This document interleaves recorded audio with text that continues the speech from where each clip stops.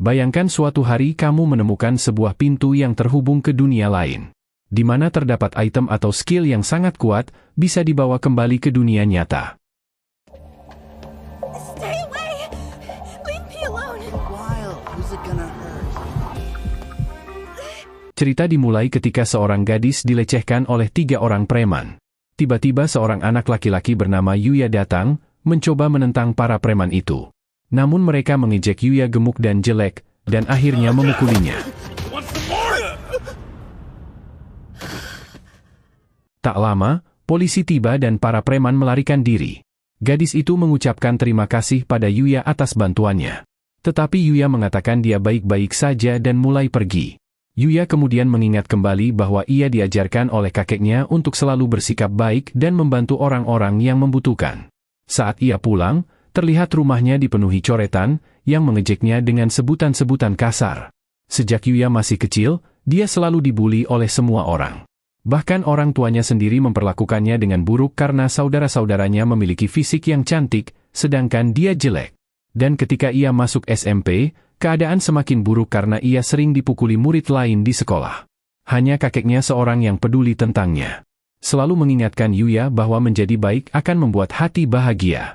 Kakeknya sudah meninggal, dan mewariskan rumah dan semua tabungannya kepada Yuya. Orang tua Yuya mencoba untuk menentang surat wasiat, tapi pada akhirnya Yuya tetap memenangkannya di persidangan. Karena itu, orang tuanya meninggalkannya, sehingga dia tinggal sendiri dan harus bekerja paruh waktu untuk bisa bertahan hidup. Saat Yuya lulus SMP, buku tahunannya hanya berisi komentar-komentar jahat yang menghinanya. Yuya mencoba pergi, namun dia dihentikan oleh para pembuli.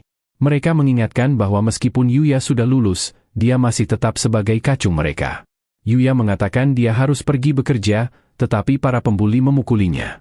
Dan kita melihat adiknya hanya menonton dari kejauhan. Saat Yuya akhirnya sampai di tempat kerja, bosnya sangat marah karena Yuya terlambat dan langsung memecatnya.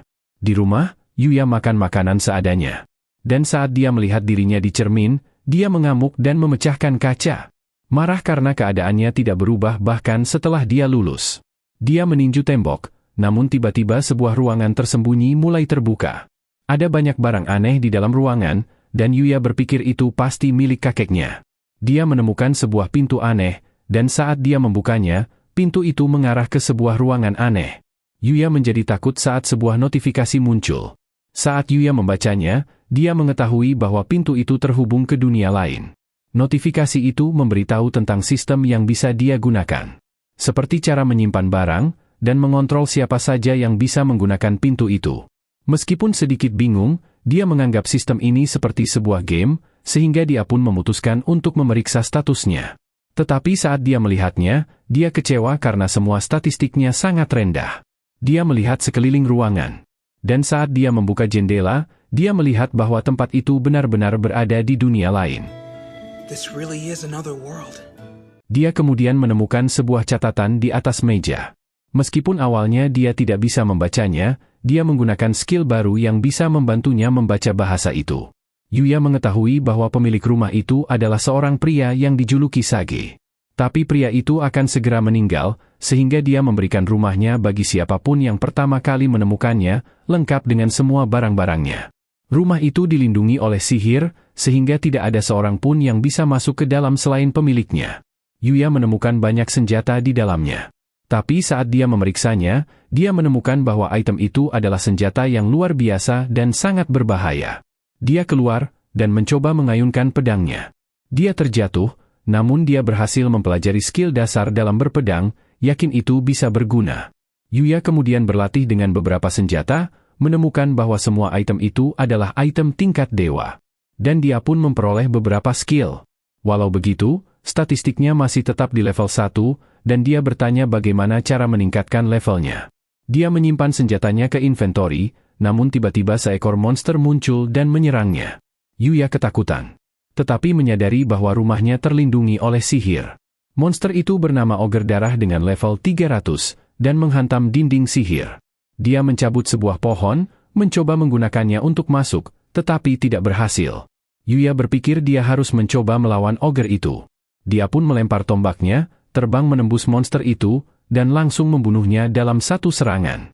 Tombak itu terbang kembali, dan monster itu mulai menghilang, menjatuhkan beberapa item. Yuya tiba-tiba mendapat XP hingga naik ke level 100, dan dia terkejut melihat statistiknya. Setelah menggunakan semua poinnya, Yuya memutuskan untuk pulang. Saat Yuya pergi, ia mendapat opsi penarikan uang, yang mengubah item yang dia dapat dari monster menjadi uang. Yuya bingung melihatnya, namun dengan senang hati menerimanya. Malam hari saat tertidur, Yuya mengalami perubahan pada tubuhnya. Benar-benar mengalami perubahan total. Ketika dia bangun, dia menyadari tubuhnya terasa berbeda, dan pakaiannya sangat longgar. Dia tidak tahu apa yang telah terjadi padanya, dan cerminnya juga pecah. Dia pun memutuskan untuk mencari pakaian lainnya. Terdapat beberapa pakaian magic di rumah sang pria sagi itu, yang ukurannya bisa berubah menyesuaikan penggunanya, yang memberikan efek magic bonus tambahan. Yuya penasaran dengan pria sagi itu, dan dia berkeliling di sekitar taman. Dia tiba-tiba diserang oleh monster slime level 200. Tapi kali ini, Yuya nampak tenang, mengeluarkan tombaknya dan dengan mudah menghancurkan monster itu. Monster itu menjatuhkan beberapa item slime kopi, dan bahkan sebuah kalung langka, yang memiliki kemampuan untuk memulihkan kekuatan sihirnya. Yuya mendapat XP lagi, dan mendapat skill bernama pendeteksi keberadaan. Kini dia sudah mencapai level 150. Dia mencoba memakan slime kopi, dan ternyata rasanya cukup enak. Dia pun memutuskan untuk menggunakan sebagian uang yang didapatnya untuk membeli seragam baru. Bersiap untuk memulai kehidupan SMA-nya. Setelah itu, dia menghabiskan masa liburnya setiap hari di dunia lain. Menikmati makanan lezat, bahkan melupakan depresinya. Dia berlatih, dan belajar banyak tentang dunia lain itu. Sore hari, seekor goblin elit muncul menyerang rumahnya. Namun Yuya telah menjadi sesosok yang sangat berbeda. Dengan terampil melawannya, dan bahkan menggunakan skillnya untuk melenyapkan goblin itu. It's funny. No matter how much stronger I get in this world, tomorrow, I go back to my old life. Beberapa minggu kemudian, kehidupan SMA-nya pun telah tiba. Para siswa langsung terpana melihat ketampanan Yuya. Bahkan adiknya kagum melihatnya. Di kelas, para pembuli mulai mendatanginya. Tetapi mereka tidak mengenali Yuya. Mengira Yuya adalah siswa baru pindahan. Saat Yuya memberitahu pada mereka bahwa dia adalah Yuya, semua orang pun terkejut. Mereka sama sekali tidak mempercayainya. Dia pun berlari ke kamar mandi, dan benar-benar terkejut melihat perubahan dirinya sendiri untuk pertama kalinya. Hold on. I'm not sure. Is this me? Setelah kelas, adiknya menemuinya, penasaran apa yang Yuya lakukan hingga bisa berubah sangat drastis, dan memanggilnya pecundang. Namun tiba-tiba, sebuah mobil limosin berhenti, dan seorang gadis bernama Kaori keluar. Mengatakan bahwa dia sedang mencari Yuya. Yuya bingung siapa dia. Kaori pun mengingatkan bahwa Yuya telah menyelamatkannya 2 bulan lalu dari para preman. Yuya bertanya pada Kaori bagaimana dia tahu namanya. Kaori mengakui bahwa dia telah menyelidiki Yuya karena dia ingin mengucapkan terima kasih. Dia mulai memperkenalkan dirinya, dan bertanya apakah Yuya ingin masuk di SMA Akademi OSI. Dan Yuya mengenali SMA itu sebagai akademi untuk kaum super elit dan kaya raya. Ternyata Kaori adalah ketua OSIS, dan ayahnya adalah kepala sekolah SMA Akademi OSI. Yuya merasa tersanjung dengan tawaran itu, tetapi dia berpikir dirinya tidak cukup pintar untuk masuk di akademi seelit itu. Adiknya menyela, meminta untuk bergabung di akademi sebagai ganti Yuya.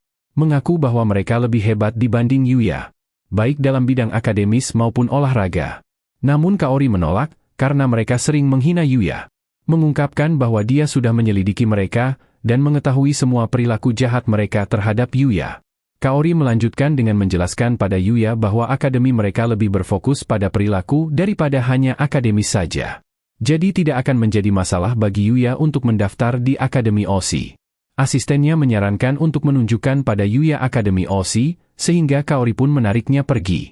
Mereka mulai berangkat, sementara adiknya tidak percaya melihat apa yang baru saja terjadi. Mereka tiba di akademi, dan itu adalah SMA terkenal yang penuh dengan siswa-siswi berprestasi. Dia bertemu dengan kepala sekolah bernama Tsukasa, yang berterima kasih pada Yuya karena telah menyelamatkan putrinya. Yuya mengatakan itu bukan masalah besar, tetapi Kaori mengatakan bahwa hanya Yuyalah satu-satunya orang yang mau membantunya. Tsukasa mengundang Yuya untuk masuk di Akademi OSI, bahkan menawarkan akan membayarkan uang sekolahnya sebagai ucapan terima kasihnya. Namun Yuya masih ragu-ragu, berpikir dia tidak akan cocok, karena biasanya hanya orang jenius yang diterima di Akademi OSI. Tsukasa menjelaskan bahwa orang jenius itu adalah orang biasa, yang telah menemukan cara efisien dan efektif untuk bekerja keras. Tetapi Yuya berpikir para orang jenius itu memang terlahir dianugerahi bakat. Tsukasa menjelaskan bahwa setiap orang memiliki bakat mereka sendiri. Dan yakin setelah melalui tantangan dan rintangan, Yuya pasti akhirnya akan mengetahui bakatnya. Meyakinkan bahwa Yuya masih muda.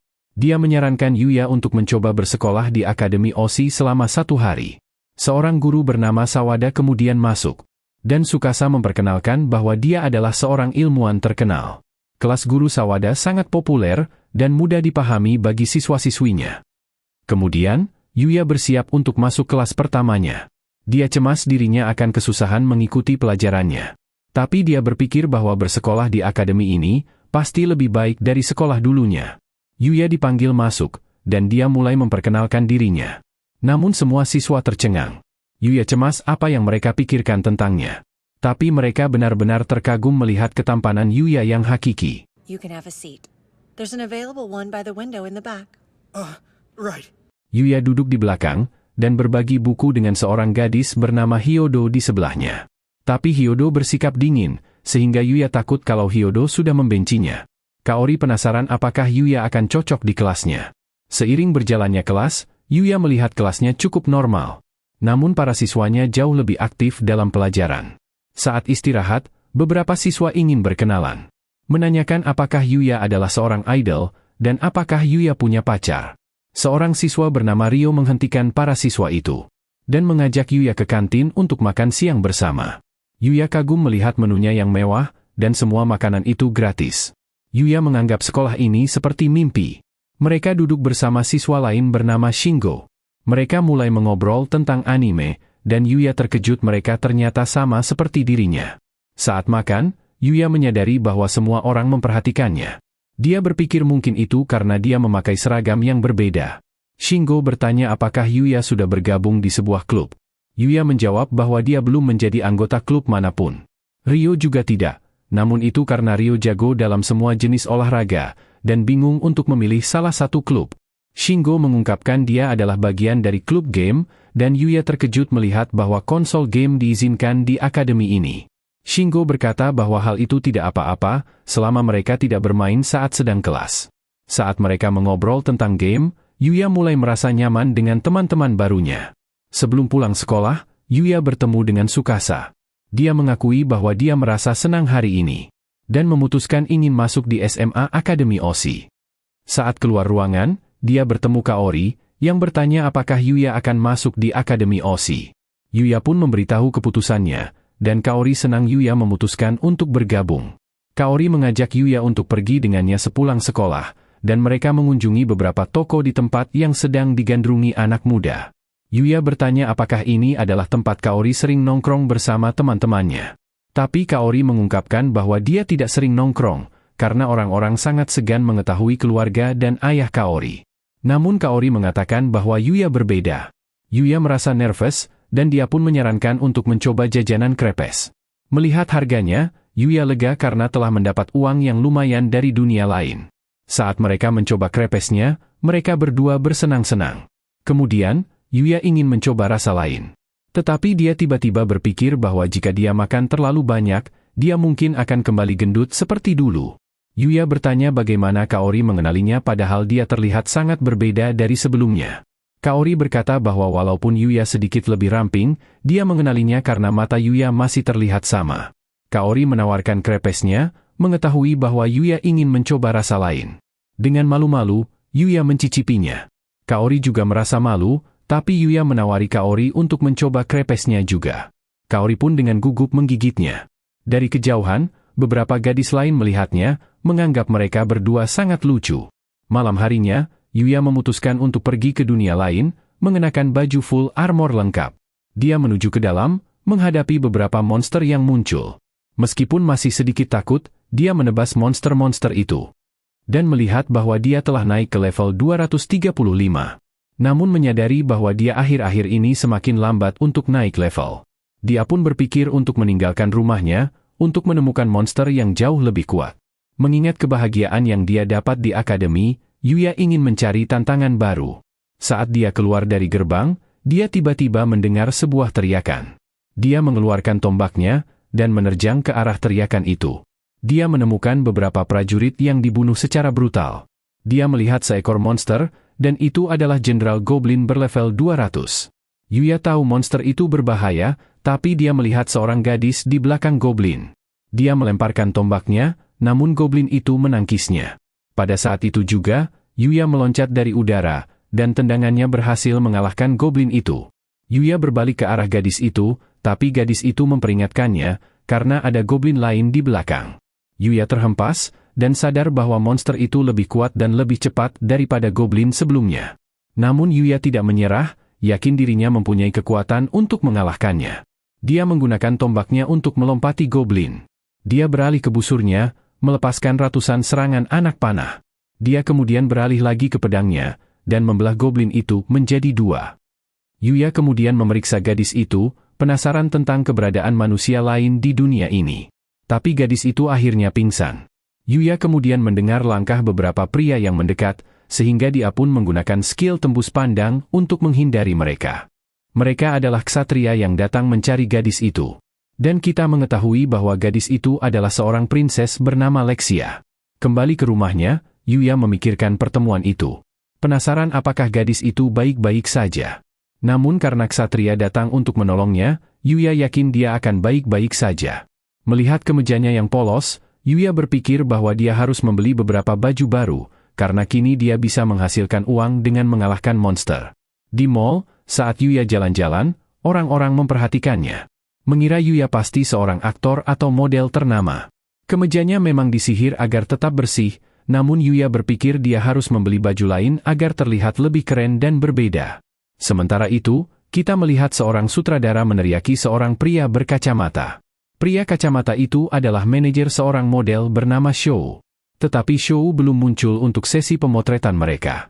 Manajernya kemudian mendapat telepon dari Shou, mengatakan bahwa dia sedang dalam perjalanan. Namun sutradaranya sangat marah, karena Shou tidak menghormati waktu, dan semua orang yang sudah siap untuk syuting. Terutama Miu, model lain yang telah menunggunya dari pagi. Tema pemotretannya yang berfokus sebagai sepasang kekasih, sehingga tidak mungkin untuk mulai pemotretan tanpa Shou. Sutradara mulai berpikir apa yang harus mereka lakukan. Dan karena semua orang sudah menunggu sangat lama, dia akhirnya memutuskan untuk mencari penggantinya di mall. Saat Yuya berbelanja, ia kebingungan dengan banyaknya pilihan baju yang ada. Dia kemudian didekati beberapa gadis dan menduga itu adalah trik marketing. Mereka ingin tahu lebih banyak tentang Yuya, dan bahkan menawarkan untuk membantunya berbelanja. Yuya merasa tidak enakan, sehingga dia pun menolaknya sesopan mungkin. Para gadis tercengang, dan mereka mulai histeris melihat ketampanan Yuya. Namun Yuya merasa bersalah, bingung apakah dia sudah memperlakukan mereka dengan benar. Sang sutradara kesulitan mencari pria pengganti. Memberitahu asistennya bahwa mereka tidak boleh menyerah. Mereka melewati Yuya, dan sang sutradara langsung yakin Yuyalah orang yang tepat. Yuya didatangi, dan sutradara menjelaskan situasi mereka pada Yuya. Yuya gugup untuk melakukannya. Tapi dia memikirkan semua orang yang nampak sangat mengharapkan bantuannya. Dia pun akhirnya setuju untuk menjadi model mereka. Dia berperan sebagai pacar Miu untuk pemotretan, mengambil foto dengan berbagai posisi dan pakaian yang berbeda. Sutradara menyuruhnya untuk berpose lebih seksi, tapi Yuya kesulitan mengikuti arahannya. Namun Miu mengatakan bahwa Yuya telah melakukannya dengan baik bagi seorang pemula. Dan Yuya terpesona melihat penampilan Miu. Miu kemudian mengucapkan terima kasih karena Yuya telah menyelamatkan mereka. Namun Yuya memperhatikan bahwa Miu semakin dekat dengannya. Sutradara yang melihatnya, merasa Yuya terlihat agak kaku. Mereka pindah ke lokasi berikutnya, dan Yuya terkesan pada Miu karena bekerja dengan profesional, meskipun mereka seumuran. Dia pun bertekad untuk memberikan yang terbaik bagi pemotretan itu. Namun Miu langsung menariknya, dan Yuya panik saat Miu mendekap lengannya dengan erat. Sutradara menyuruh Miu untuk lebih dekat lagi, sehingga Miu melingkarkan lengannya di pinggang Yuya, dan menarik Yuya semakin dekat. Membuat Yuya menjadi sangat malu, dan orang-orang pun mulai menonton sesi pemotretan mereka.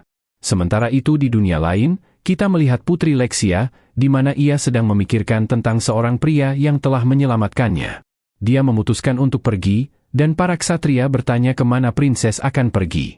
Lexia berkata bahwa dia akan kembali ke hutan gelap untuk menemukan pria yang telah menyelamatkannya.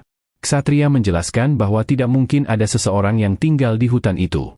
Tetapi Lexia bersikeras bahwa dia telah diselamatkan oleh seseorang, dan harus berterima kasih kepada pria yang menyelamatkannya saat itu. Ksatria memperingatkan tentang bahaya hutan itu. Prinses Lexia pun memerintahkan para ksatrianya untuk menemaninya.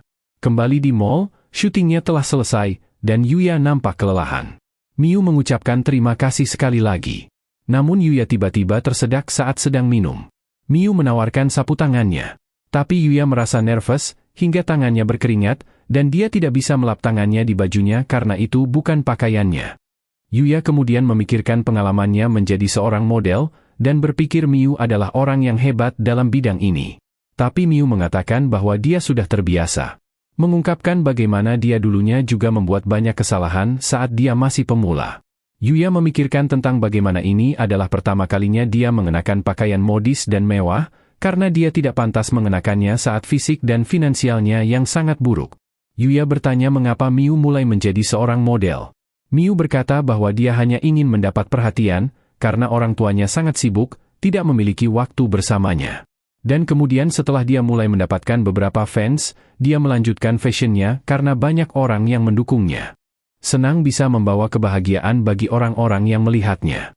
Miu mengatakan bahwa Yuya juga bisa melakukannya. Mengatakan bahwa Yuya harus melakukannya dengan perlahan. Dan mengingatkan Yuya untuk menikmati semua momen-momennya sepanjang perjalanan karirnya. Saat mereka mengobrol, sutradara mengambil banyak foto candid mereka. Tapi pada saat itu, tiba-tiba Shou muncul, dan orang-orang bersemangat melihatnya. Dia mendekati Miu dan berkata bahwa mereka bisa melanjutkan syutingnya. Dia mendorong Miu ke dinding, ingin mengajaknya minum. Tapi Yuya bisa merasakan bahwa Miu merasa tidak nyaman. Yuya menyela mereka berdua, dan Shou bertanya siapa Yuya. Shou mencoba meninju Yuya, tetapi Yuya langsung membantingnya ke lantai. Semua orang terkejut melihatnya, dan Yuya memikirkan betapa lambatnya pukulan Shou itu. Dia khawatir telah membuat keributan, berpikir dia akan mendapat masalah karena memukuli Shou seorang pria tampan. Tetapi penonton malah bersorak, karena mereka berpikir Yuya sangat keren. Shou heran kenapa dia bisa kalah, padahal dia dari kecil berlatih tinju. Sutradara pun menyuruh Shou pergi, karena mereka telah merekam semua kejadiannya. Shou kabur, dan Miu berterima kasih pada Yuya atas bantuannya. Mengungkapkan bahwa Shou adalah seorang stalker, dan tidak tahu apa yang harus dia lakukan dengan Shou. Sutradara juga mengatakan bahwa sifat Shou memang sangat jelek, dan dengan kejadian ini, dia tidak akan menggunakan Shou lagi. Sutradara kemudian bertanya apakah Yuya tertarik menjadi model. Yuya berterima kasih karena memberinya kesempatan untuk bekerja dengan para profesional lainnya. Tapi Yuya menganggap dirinya tidak melakukan tugas dengan baik, sehingga dia pun akhirnya menolaknya. Sutradara menghargai keputusan Yuya, dan mereka akhirnya memberikan semua pakaian syuting itu sebagai ucapan terima kasih atas bantuannya. Yuya berpikir dengan pengalaman berharga itu saja sudah cukup baginya. Tapi sutradara mengatakan bahwa adalah hal wajar untuk mendapatkan kompensasi atas pekerjaannya. Terutama karena Yuyalah yang menyelamatkan mereka. Yuya pun menerimanya. Miu berharap bisa bekerja sama dengan Yuya lagi di masa mendatang, dan mendoakan Yuya semoga sukses. Setelah itu di mobil, sutradara sangat menyayangkan bahwa Yuya tidak menerima tawarannya. Yakin suatu saat nanti Yuya akan menjadi seorang bintang. Melihat kembali foto-fotonya, Miu memikirkan betapa baiknya Yuya. Sutradara yang melihat wajah Miu memerah, mulai menggodanya. Tahu Miu punya perasaan pada Yuya. Sementara itu, Yuya mengatur lemari pakaiannya, melihat semua pakaian barunya yang sangat mewah. Kemudian, kita melihat foto Yuya yang sudah menyebar dan menjadi trending. Beberapa agensi penasaran siapa pria itu. Terlihat seorang wanita sangat ingin mengontrak Yuya, dan memerintahkan bawahannya untuk menemukan Yuya sebelum agensi lain merekrutnya. Melihat bagaimana Yuya mampu berpose natural di samping Miu, padahal dia adalah seorang amatir. Wanita itu pun bertekad untuk tidak membiarkan Yuya lolos. Sementara itu di dunia lain, kita melihat para ksatria yang bertarung melawan beberapa goblin. Para ksatria sedang kesulitan, dan tiba-tiba seekor goblin muncul di belakang Putri Lexia. Tapi goblin itu dikalahkan, di mana Yuya terlihat muncul di hadapannya. Mereka terkejut melihatnya, dan Yuya dengan mudah membunuh para goblin. Lexia senang mengetahui Yuya memang nyata. Yuya pun menghabisi semua goblin itu. Dia mengobati ksatria yang terluka, dan Lexia mendekatinya. Mengungkapkan dia datang ke hutan gelap karena dia ingin berbicara pada Yuya. Yuya bertanya apa yang Lexia inginkan. Namun Lexia tiba-tiba bertanya apakah Yuya mau menikahinya. Membuat mereka semua sangat terkejut. Ksatrianya bertanya apa yang sedang Prinses Lexia pikirkan. Mengingatkannya bahwa dia adalah seorang putri kerajaan. Menjelaskan pada Lexia bahwa mereka tidak tahu apa-apa tentang Yuya. Tetapi Lexia bersikeras mengatakan bahwa dia telah jatuh cinta pada pandangan pertama. Mereka berdua mulai berdebat, tapi Yuya menyelanya. Mengatakan bahwa hutan ini berbahaya. Yuya pun mengundang mereka ke rumahnya, yang sangat mengejutkan mereka karena mengetahui bahwa Yuya benar-benar tinggal di dalam hutan ini. Mereka kagum melihat rumahnya, dan ksatria itu memperkenalkan dirinya bernama Owen, sang kapten dari para ksatria kerajaan Arcelia. Dan memperkenalkan Lexia sebagai putri pertama Raja Arcelia. Menjelaskan bahwa Lexia adalah posisi kedua sebagai pewaris tahta. Lexia berterima kasih sekali lagi pada Yuya karena telah menyelamatkan mereka. Dan Yuya mulai sedikit berhati-hati setelah mengetahui bahwa Lexia adalah seorang prinses. Namun mereka mengatakan untuk tidak khawatir, karena ini bukan kunjungan resmi, dan Yuya adalah penyelamat mereka. Yuya memperkenalkan dirinya. Tapi mereka merasa nama Yuya aneh, dan berpikir Yuya mungkin berasal dari negara lain. Lexia berimajinasi mengira Yuya adalah seorang bangsawan dari kerajaan lain. Tetapi Owen lebih khawatir dengan kemungkinan lain. Owen menjelaskan bahwa mereka datang untuk mencari Yuya. Karena saat pertama kali Yuya menyelamatkan putri Lexia, dia tidak sempat mengucapkan terima kasih padanya. Lexia selalu memikirkan Yuya sejak hari itu. Mengungkapkan bahwa itu adalah pertama kalinya dia merasakan hal seperti itu. Dan meminta sekali lagi pada Yuya untuk menikahinya. Yuya kebingungan, dan berpikir lamaran itu sangat mendadak. Membuat sang putri berpikir bahwa cinta memang tidak sesederhana itu. Dia memikirkan beberapa novel romans yang telah dia baca, menjelaskan bahwa cinta akan datang seiring berjalannya waktu dan rintangan. Dan akan membosankan jika semuanya berjalan mulus begitu saja. Dia pun meminta Yuya untuk memulai hubungannya sebagai teman terlebih dahulu. Yuya menjadi gugup, memikirkan pengalaman traumatis masa lalunya. Tetapi dia akhirnya setuju untuk menjadi teman Prinses Lexia. Owen kemudian mengungkapkan satu alasan lain mengapa mereka datang. Yaitu karena sang raja ingin agar Yuya mengunjungi istana kerajaan, sehingga sang raja juga dapat menyampaikan rasa terima kasihnya secara langsung. Yuya ragu-ragu, tetapi Owen berkata itu adalah perintah kerajaan. Dan dia tidak bisa pulang sampai Yuya setuju. Yuya pun tidak punya pilihan selain menerima undangan itu. Owen menyebutkan bahwa perjalanannya akan memakan waktu sekitar 5 hari. Karena Yuya berpikir itu akan mengganggu waktu sekolahnya, dia meminta untuk menunda pertemuan itu. Owen pun mengatakan bahwa mereka senang menunggunya kapanpun Yuya memutuskan untuk pergi. Mereka pamit, dan Lexia menyuruh Yuya untuk mempersiapkan dirinya, karena dia berencana akan memenangkan hati Yuya saat mereka bertemu lagi. Di suatu tempat di kerajaan, kita melihat seorang pria melaporkan kegagalannya dalam upaya untuk melenyapkan Lexia. Pria itu bertopeng, dan kita mengetahui bahwa dia telah mengirim seorang asasin untuk membunuh Lexia. Namun mereka masuk ke dalam hutan gelap, dan para asasin dihabisi oleh monster hutan. Tapi pria bertopeng itu bingung, bagaimana bisa Prinses Lexia pulang tanpa terluka sedikitpun. Dan memperingatkan anak buahnya untuk tidak gagal lagi. Dia melepas topengnya, memperlihatkan wajahnya yang cacat. Ternyata dia adalah anggota keluarga kerajaan, dan dia bersumpah untuk membalaskan dendamnya pada Lexia. Kembali di rumah Yuya, dia menandai kalendernya kapan dia berencana menemui sang raja. Dia mengenakan seragam barunya, dan berangkat untuk memulai hari pertamanya bersekolah di akademi. Semua orang menatapnya saat Yuya berjalan, sambil mengira Yuya pasti seorang model terkenal. Saat Yuya sampai, kepala sekolah menyambutnya. Dia meminta maaf karena dia tidak punya waktu untuk mengobrol. Tetapi memberitahu Yuya untuk enjoy belajar di akademi ini. Kemudian, Yuya diperkenalkan di kelas sebagai siswa baru. Ryo dan Shingo senang melihat Yuya. Saat jam olahraga sepak bola, terlihat seorang siswa bernama Roy. Dia mencetak sebuah gol dan para gadis menyorakinya. Yuya melihat dari pinggir lapangan, terkesan dengan skillnya. Seorang gadis bernama Kaide kemudian mendekat. Dia bertanya mengapa Yuya tidak ikut bermain. Tetapi Yuya mengatakan dia belum punya baju olahraga. Kemudian, kita melihat Roy, di mana dia dihadang oleh beberapa lawannya. Namun dia menipu mereka, mengumpan bola ke temannya bernama Akira. Akira berlari ke arah gawang, bersiap menggunakan skill spesialnya. Tapi gagal, dan tendangannya mengarah langsung ke arah Kaide. Namun, Yuya dengan cepat berhasil menghentikan bola, dan bahkan mencetak sebuah gol yang sangat brilian. Semua orang terkejut, terheran-heran bagaimana Yuya bisa bergerak dengan sangat cepat. Yuya bertanya apakah Kaide baik-baik saja. Tetapi dia tercengang melihat penampilan Yuya yang sangat memukau. Akira pun bergegas untuk meminta maaf, bersedia menjadi pelayan Kaide. Tapi Kaide berkata bahwa dia baik-baik saja dan menolak tawarannya. Ryo datang menjelaskan, mengatakan bahwa Akira memang sedikit unik. Akira pun berterima kasih pada Yuya karena telah menyelamatkannya. Kemudian kita melihat Kaori, yang ingin mengganti pakaian untuk kelas olahraga. Para gadis membicarakan Yuya, menganggapnya seperti seorang pangeran. Kaide menceritakan pada Kaori tentang kejadiannya barusan, dan para gadis yakin Yuya pasti mempunyai pacar karena dia sangat keren. Tetapi Kaori dan Kaide secara bersamaan menyangkalnya. Saat pelajaran berikutnya, Yuya melambaikan tangan ke Kaori yang berada di lapangan.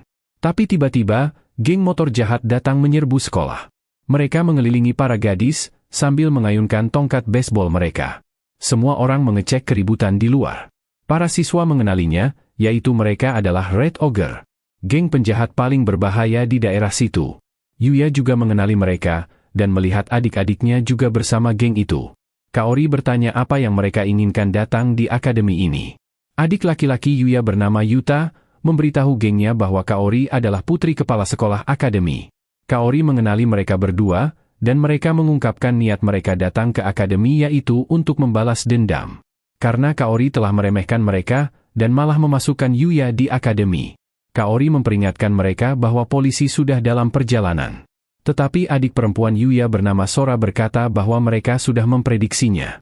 Mereka pun berencana untuk menculik Kaori sebagai balasan. Para berandalan mulai mengelilinginya, dan keadaan kini menjadi buruk. Yuya ingin menyelamatkannya, tetapi kakinya tiba-tiba gemetar. Meskipun Yuya telah melawan monster yang jauh lebih kuat di dunia lain, dia masih memiliki trauma mental yang mendalam untuk menghadapi para pembuli. Teman-temannya khawatir melihat Yuya yang panik, tetapi ia segera mengatasi masalahnya. Dia membuka jendela, dan melompat keluar. Mengejutkan semua orang karena mereka berada di lantai 4. Namun terlihat Yuya mendarat tanpa terluka. Menerjang masuk, menghadapi orang yang sering membulinya dulu yaitu bernama Araki, di mana dia mengatakan akan memberikan Yuya pelajaran. Dia memerintahkan anak buahnya untuk melawan Yuya, tapi Yuya dengan mudah menghindari semua serangan dan melucuti senjata para berandalan dengan cepat. Araki mencoba menyerang, tetapi Yuya berlari melewatinya, fokus untuk menyelamatkan Kaori. Namun dia dihadang oleh seorang pria besar bernama Amori. Berandalan itu menerjang Yuya, tetapi Yuya tidak bergeming dan membantingnya ke samping. Yuya mendatangi Kaori, bertanya apakah dia baik-baik saja. Tetapi bos geng tiba-tiba muncul dan menyerang Yuya. Yuya berhasil menghindar, tetapi bos geng menyerang dengan motornya. Yuya melompat ke udara, dan pria itu akhirnya kehilangan kendali dan menabrak dinding sekolah. Bos geng pingsan, dan polisi pun tiba di akademi. Semua penjahat ditangkap dan para siswa disuruh kembali ke kelas mereka masing-masing. Yuya memastikan Kaori baik-baik saja, namun dia tiba-tiba merasa lemas. Yuya menangkapnya, dan mereka saling bertatapan dengan malu. Sementara itu, Yuta mengatai geng Red Ogre tidak berguna. Tapi dia tiba-tiba diserang oleh bos geng, dan menyalahkan ini semua terjadi karena kesalahan Yuta. Sora memohon ampun padanya, tetapi dia malah ditendang, dan Yuta terus dicekik. Namun Yuya datang dan melepas cekikannya. Yuta pun mengucapkan terima kasih pada Yuya. Bos geng mulai menyerang, tetapi Yuya menatapnya dengan tatapan yang tajam hingga bos geng terjatuh. Para siswa bingung melihat apa yang terjadi. Namun semuanya menjadi tenang, dan Yuta bertanya mengapa Yuya mau menyelamatkannya. Yuya mengatakan bahwa meskipun mereka telah bersikap jahat padanya, mereka tetaplah keluarganya, sehingga Yuya tidak bisa meninggalkan mereka begitu saja. Adiknya pun terharu hingga menitikkan air mata, dan memohon ampun. Meminta maaf atas semua yang pernah mereka lakukan pada Yuya. Kemudian Yuya kembali dengan teman-temannya, dan meminta maaf atas keributan yang terjadi. Tetapi mereka semua kagum padanya. Terheran bagaimana bisa Yuya melompat keluar dari jendela lantai 4. Got that right. You really are something else. He really is. Thank you for everything. Malam hari, Yuya memutuskan untuk pergi menjelajahi dunia lain. Tetapi dia mengingat peringatan dari Owen, memberitahu bahwa hutan gelap dianggap sebagai wilayah paling berbahaya, di mana terdapat monster-monster yang sangat kuat yang mampu dengan mudah menghancurkan kota.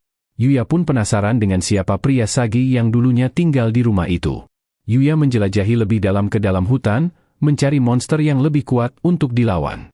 Dia tiba-tiba mendengar teriakan, dan melihat seekor anak anjing diserang oleh monster ogre. Anak anjing itu memancarkan aura bayangan hitam, tetapi dia terlalu lemah untuk bertarung. Yuya memantau dari kejauhan. Melihat bahwa monster itu adalah Raja Orc level 600, dengan kekuatan serangan mencapai 20.000. Yuya berpikir dia tidak punya peluang, sehingga dia menyerah untuk menyelamatkan anjing itu. Tetapi Raja Orc terus memukul anak anjing itu, dan menginjak-injak tubuhnya. Yuya tidak bisa meninggalkannya begitu saja, memikirkan wejangan kakeknya. Dia pun memutuskan untuk menyelamatkannya, berpikir dia mungkin bisa mengalihkan perhatian orc itu. Dia menyerang, dan ternyata berhasil menghabisinya dengan satu serangan. Yuya pun merasa malu karena terlalu lama mengumpulkan keberanian, padahal semuanya berakhir dengan sangat mudah. Tapi Yuya ingat kembali dengan ogre yang dia kalahkan saat masih level 1, dan penasaran tentang siapa pria Sagi yang menciptakan senjata dewa seperti itu. Yuya memeriksa anjing itu. Tetapi anjing itu menggeram padanya. Dia menawarkan ramuan obat, tapi si anjing akhirnya pingsan. Yuya segera mengobatinya, dan anjing itu mulai merasa nyaman. Dia mencoba berbicara dengan anjing itu, dan mengetahui bahwa anjing itu sendirian dan tidak punya tempat untuk pulang. Yuya pun menawarkan untuk merawatnya. Anjing itu dengan senang hati setuju, dan Yuya tiba-tiba mendapat skill bernama Taming, yang menjadikan anjing kecil itu sebagai teman barunya. Yuya memeriksa statistiknya, dan menemukan bahwa anjing itu sebenarnya adalah Black Fenrir dengan level 500. Dan dia terkesan dengan statistiknya. Yuya pun memikirkan untuk memberinya nama. Karena melihat bulunya yang hitam, dia memutuskan untuk memanggilnya Knight, yang dengan senang hati menerimanya dan melompati kepala Yuya. Mereka kembali ke rumah, dan Yuya memeriksa item-item yang dijatuhkan oleh Raja Orc. Terdapat batu ajaib peringkat S, dan pedang serta armor yang digunakan oleh Raja Orc. Namun, perlengkapan tersebut tidak dapat digunakan oleh manusia. Tetapi ada kemungkinan untuk ditempa ulang. Ada juga sebuah sikat langka, yang memiliki kemampuan untuk mempercepat pertumbuhan rambut. Yuya pun menggunakannya untuk menyikat Knight. Yuya memeriksa statistiknya sendiri, dan melihat bahwa dia masih di level 235. Dia merasa aneh karena dia tidak naik level walaupun telah mengalahkan monster kuat dengan level 600. Dia pun berniat untuk mencari permasalahan sistem levelingnya. Kembali ke dunia nyata, Yuya meninggalkan Knight di rumahnya, dan pergi ke sekolah. Dia kemudian bertanya pada teman-temannya apakah ada pet shop di sekitar sini, dan mengungkapkan bahwa dia baru saja mengadopsi seekor anjing. Kaide senang mendengarnya, ingin melihat foto anjingnya. Tapi Yuya menjadi gugup karena Kaide sangat dekat. Kaide meminta maaf, dan Yuya mengatakan dia tidak punya fotonya karena dia bahkan tidak mempunyai HP. Teman-temannya menganggapnya aneh, tetapi Yuya hanya berkata bahwa dia memang tidak butuh HP. Mereka memberitahu Yuya tentang pet shop terdekat, tetapi mereka mengatakan tidak bisa pergi bersamanya sepulang sekolah. Kaide menawarkan untuk mengantar Yuya, dan Yuya berterima kasih atas bantuannya. Kaide pun mulai berpikir hal itu bisa menjadi seperti sedang berkencan. I'm just talking to myself. Ketika Yuya sampai di rumah, Knight berlari ke arahnya.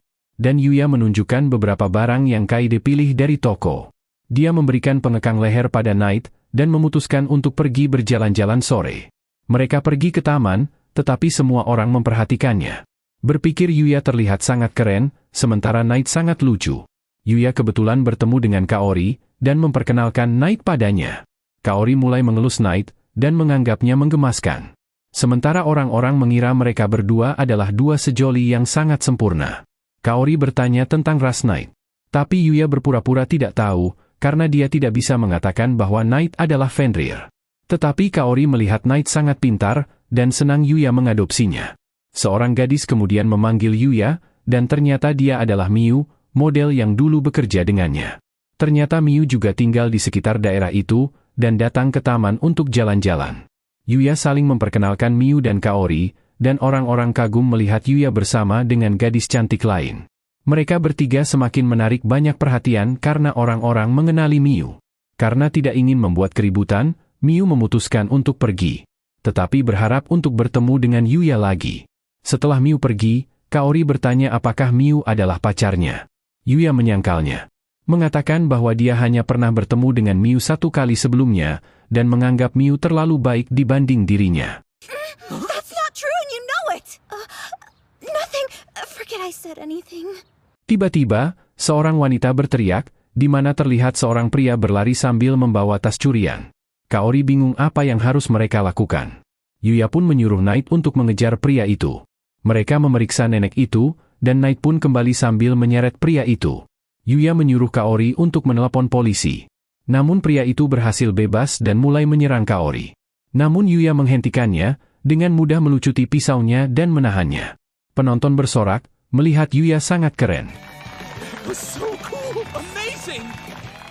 Dan Kaori berterima kasih pada Yuya karena telah menyelamatkannya lagi. Mereka menyerahkan pria itu pada polisi, dan Yuya pun pulang. Malam hari, Yuya melanjutkan penjelajahannya lebih jauh ke dalam hutan. Bersama Knight, mereka menghadapi monster yang tak terhitung jumlahnya. Mereka bertemu dengan Raja Orc lain. Tapi kali ini, Knight menunjukkan skillnya, menggigit lehernya dan menjatuhkan monster itu sendirian. Saat mereka melanjutkan perjalanan, mereka menemukan rusa kristal yang berada di level 630. Yuya mengamatinya dengan menggunakan skill menghilangnya, dan melihat bahwa rusa itu memiliki statistik magic yang mengesankan. Ia bingung bagaimana caranya ia bisa mendekatinya. Tetapi rusa itu mampu mendeteksinya, walaupun Yuya menggunakan skill menghilangnya. Sehingga dia pun tidak mempunyai waktu untuk berpikir lagi. Rusa itu mulai menerjang, sehingga mereka berdua berpisah. Knight mencoba menyerang, tetapi rusa itu menggunakan sihirnya, membuat ledakan besar untuk bertahan. Dia melancarkan serangan lain, menembakkan semburan air ke arah Yuya. Namun Yuya berhasil menghindarinya. Yuya merasa mereka harus bekerja sama, sehingga ia pun menyuruh Knight untuk menciptakan celah untuknya. Knight melompat mengelilingi rusa itu dengan kecepatan tinggi. Tetapi rusa itu membalas dengan sihirnya, membuat ledakan yang tak terhitung jumlahnya di area tersebut. Namun Knight berhasil mendaratkan serangan, dan Yuya mengambil kesempatan itu untuk menghabisinya. Dia memeriksa item yang dijatuhkan rusa itu, dan melihat sebuah kotak yang menarik perhatiannya. Saat Yuya memeriksanya, ternyata itu adalah perlengkapan mandi portable, yang secara otomatis mampu membuatnya tetap bersih, dan bahkan memiliki fitur privasi untuk mencegah orang lain melihatnya saat sedang mandi. Dia terkejut menemukan item seperti itu, dan memutuskan untuk mencobanya. Menemukan bahwa ada banyak fitur yang bisa dia pilih. Terlalu berbahaya untuk menggunakannya di tengah hutan, Yuya pun memutuskan pulang ke rumah dan mandi air hangat bersama Knight. Keesokan harinya, mereka bertarung melawan monster bor gelinding, yang memiliki kecepatan luar biasa. Yuya kesulitan pada awalnya, tapi dia berhasil memprediksi gerakan monster itu. Menghindari serangannya, sehingga monster itu tersangkut di sebuah batu besar. Dan Yuya pun menghabisinya. Yuya akhirnya naik ke level 240, dan Knight juga naik ke level 510. Batu itu tiba-tiba hancur, dan terungkap sebuah gua besar. Mereka pun memutuskan untuk memeriksanya. Yuya men-scan area gua itu, tetapi tidak ada tanda-tanda monster apapun. Gua itu tiba-tiba menjadi terang saat mereka sampai di sebuah ruangan yang besar. Saat mereka melihat sekelilingnya, Yuya terkejut menemukan sebuah mayat. Tapi Knight menunjukkan sebuah buku yang tergeletak di lantai. Yuya memeriksanya dan ternyata itu adalah buku sang pria Sage. Saat Yuya membaca buku itu, dia mengetahui bahwa pria Sage itu mampu melakukan segalanya. Menguasai segala jenis skill, dan memiliki kekuatan setara dewa. Para dewa bahkan meminta sang pria Sage untuk bergabung dengan mereka. Tetapi pria itu menolak undangan para dewa. Buku itu mulai membicarakan tentang Yuya, memperingatkannya bahwa saat dia menjadi lebih kuat, orang-orang di sekitarnya akan mulai takut padanya. Yuya bertanya bagaimana dia bisa mencegah hal itu terjadi. Tiba-tiba, dia mendengar suara sang pria Sage, menyuruh Yuya untuk mencari orang yang dapat dia percaya. Sang Sage bertanya padanya apakah ada sesuatu yang ingin dia ketahui, sehingga Yuya meminta untuk mempelajari sihir. Pria Sage pun mengisi buku itu dengan seluruh ilmu sihirnya. Tapi dia melihat bahwa Yuya tidak bisa menggunakan sihir. di mana Yuya tidak memiliki sirkuit sihir di dalam tubuhnya karena dia berasal dari dunia lain. Namun, pria Sagi memutuskan untuk memberikan sirkuit sihirnya sendiri kepada Yuya, menyuruh Yuya untuk menemukan kebahagiaan dan menjalani kehidupannya dengan baik. Yuya kembali ke rumahnya dan mulai belajar cara menggunakan sihir dari buku itu. Dia mulai merasakan energi magic di sekitarnya dan mendapat sebuah skill manipulasi energi magic. Dia mempelajari bahwa yang harus dia lakukan hanyalah mengumpulkan energi magic di tangannya dan membayangkan sihir yang ingin dia gunakan. Dia pun keluar untuk mencobanya, membayangkan sebuah bola air. Dan tampaknya Knight juga sedang belajar. That's terrific, Knight! Nice work! Dia mencoba menembak bola air ke pohon, dan ternyata serangannya sangat kuat. Langsung meledak menembus sebuah pohon. Sementara itu di ibu kota kerajaan, Owen melaporkan laporannya kepada raja. Dia menceritakan semuanya tentang Yuya. Tetapi ketika Owen menyebutkan bahwa Putri Alicia melamar Yuya, sang raja menggila. Mengira Yuya telah menggoda putrinya. How dare that dirty weasel go and seduce my daughter? Is there some degree I don't know about that says everyone in the royal family has to be completely unhinged?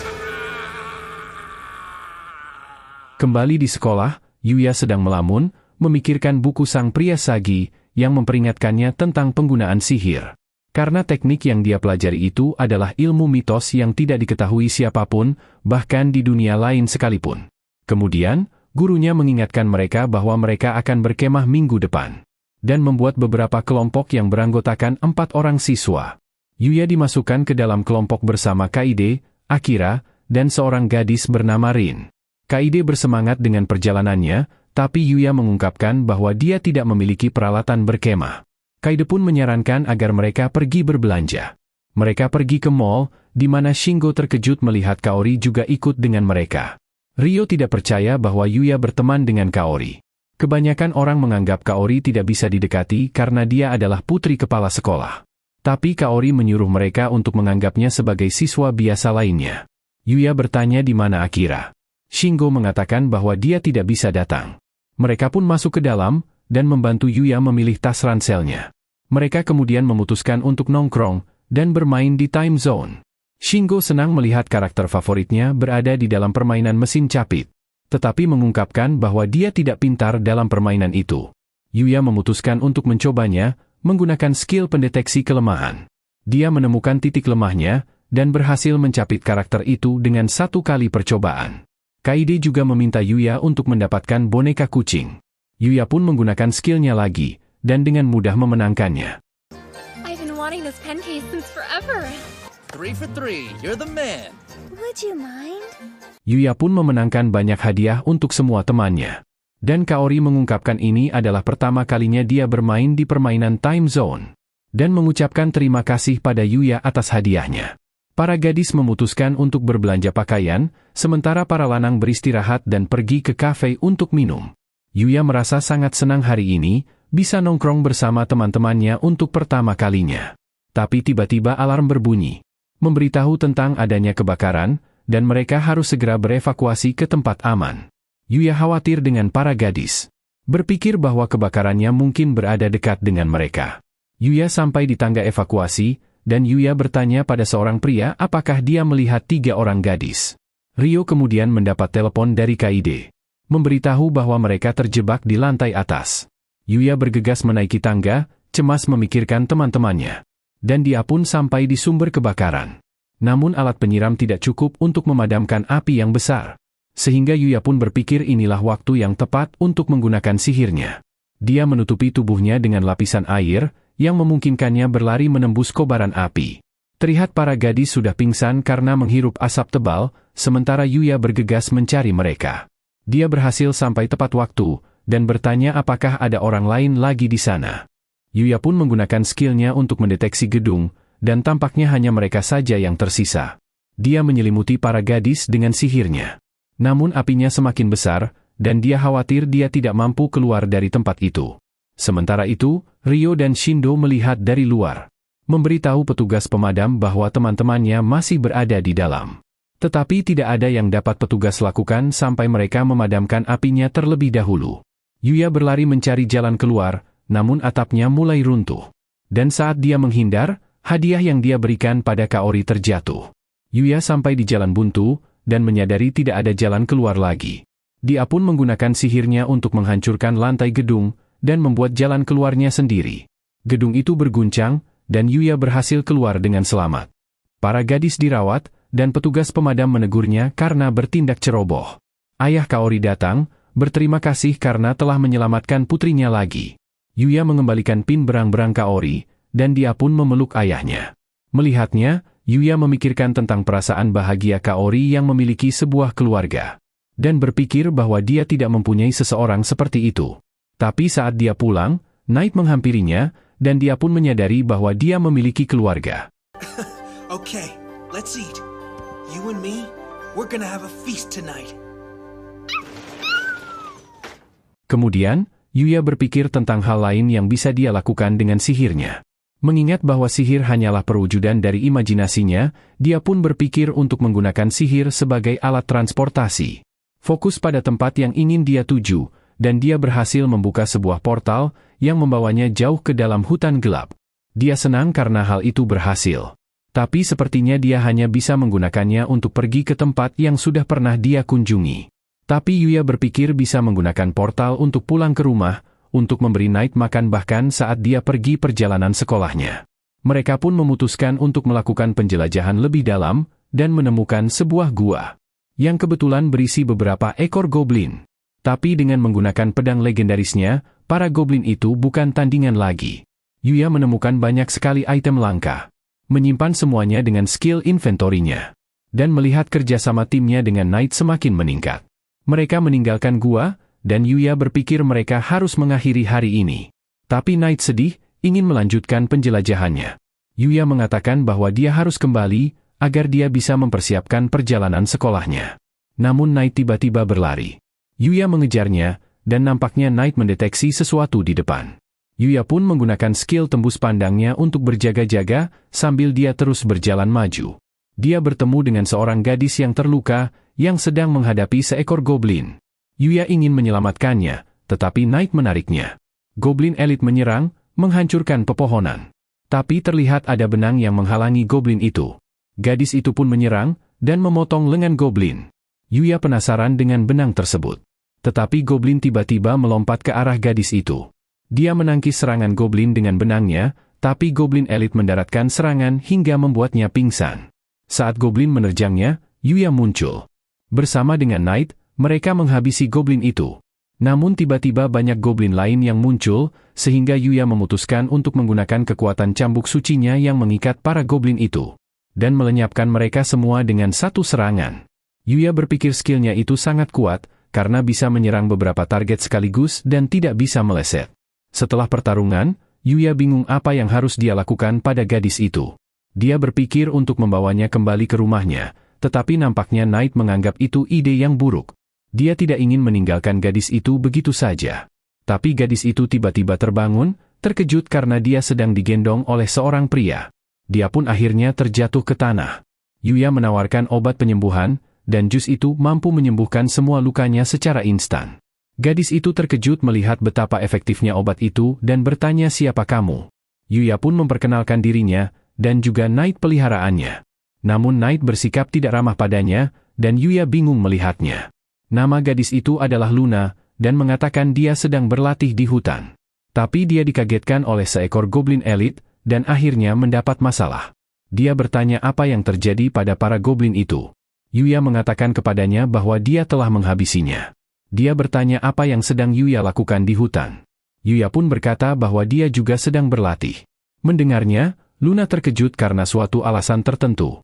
Dia kemudian meminta maaf karena tubuhnya kotor, dan sangat berkeringat. Tapi Yuya berkata itu tidak apa-apa.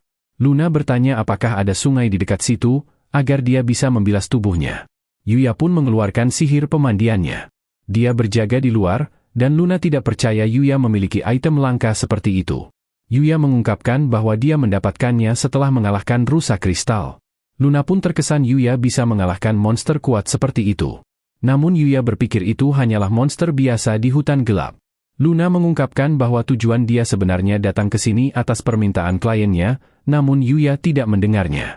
Luna pun meminta Yuya untuk menemaninya berlatih. Karena mereka berdua memiliki tujuan yang sama di hutan, dia ingin berlatih dengan Yuya. Yuya merasa tidak enak meninggalkannya berlatih sendirian, sehingga dia akhirnya setuju untuk berlatih dengannya. Thank you, Yuya. With you guiding my training, I'm sure my strength will improve super quickly. Luna! I can see you if you're not behind the veil, you know? Huh? Oh, sorry, I forgot. Although, if we're gonna be working up a sweat together anyway, we may as well. No, that's a terrible idea! Setelah itu, kita melihat mereka berlatih bersama, di mana Yuya membantunya berlatih, dan dia mengajari Yuya juga. Mereka berdua menjadi lebih kuat, dan kita melihat Luna mampu mengalahkan seekor goblin dengan benangnya. Yuya memujinya karena mengalahkan goblin elit, tapi dia berkata perjalanannya masih panjang. Mengatakan dia harus menjadi lebih kuat lagi agar dapat menyelesaikan misinya. Yuya mengatakan bahwa dia harus pergi. Mencoba menjelaskan bahwa dia akan pergi perjalanan sekolah. Tapi dia sama sekali tidak mengerti perkataan Yuya. Dia pun hanya meminta maaf, dan mengucapkan terima kasih atas semua bantuan Yuya. Setelah hari terakhir pelatihan, Yuya mandi dan bersantai. Tetapi Luna tiba-tiba muncul, ingin mandi bersama dengannya. Yuya merasa malu, tapi Luna mendekapnya. Memberitahu betapa banyak waktu berarti yang telah mereka habiskan bersama. Dan mengatakan bahwa dia sangat bahagia. Luna mengucapkan terima kasih sekali lagi, menawarkan untuk membasuh punggung Yuya. Namun handuknya tiba-tiba terjatuh, dan Yuya menjadi sangat malu. Huh? Don't look! I wasn't going to. Keesokan harinya, mereka berangkat untuk perjalanan sekolah. Kita melihat Yuya sedang bermain kartu dengan teman-temannya. Kaide merasa Yuya terlihat kelelahan. Yuya pun mengaku dia kurang tidur saat malam kemarin. Yuya memenangkan permainan, dan mereka tidak percaya Yuya baru saja memenangkannya 5 kali berturut-turut. Namun Yuya berkata permainan kartu hanya soal keberuntungan saja. Yuya memutuskan untuk tidur siang, dan mengingat bahwa dia selalu menang karena dia memasukkan poin levelnya ke stat luck-nya. Mengira bahwa insiden semalam bersama Luna juga bisa jadi karena keberuntungannya. Yuya pun terbangun saat mereka tiba di tempat tujuan. This is where we're doing the study trip? Wow, it's enormous. Just what you'd expect from Osei. After you get changed, meet me in the hall. Then I'll explain how the study trip's gonna work. Para siswa berganti pakaian, dan gurunya menjelaskan bahwa mereka akan berkemah selama 2 hari. Mereka harus menemukan cara untuk bertahan hidup di alam. Memberitahu bahwa terdapat ikan di sungai, dan tanaman yang bisa mereka makan. Kaide khawatir tanamannya beracun. Namun Sawada memberitahu bahwa dia telah menyiapkan dokter sekolah yang sudah bersiaga. Para siswa menganggapnya menyeramkan, karena mereka selalu mendengar teriakan dari ruangannya. Akira berpikir mereka bisa saja bertahan hidup tanpa makan selama sehari.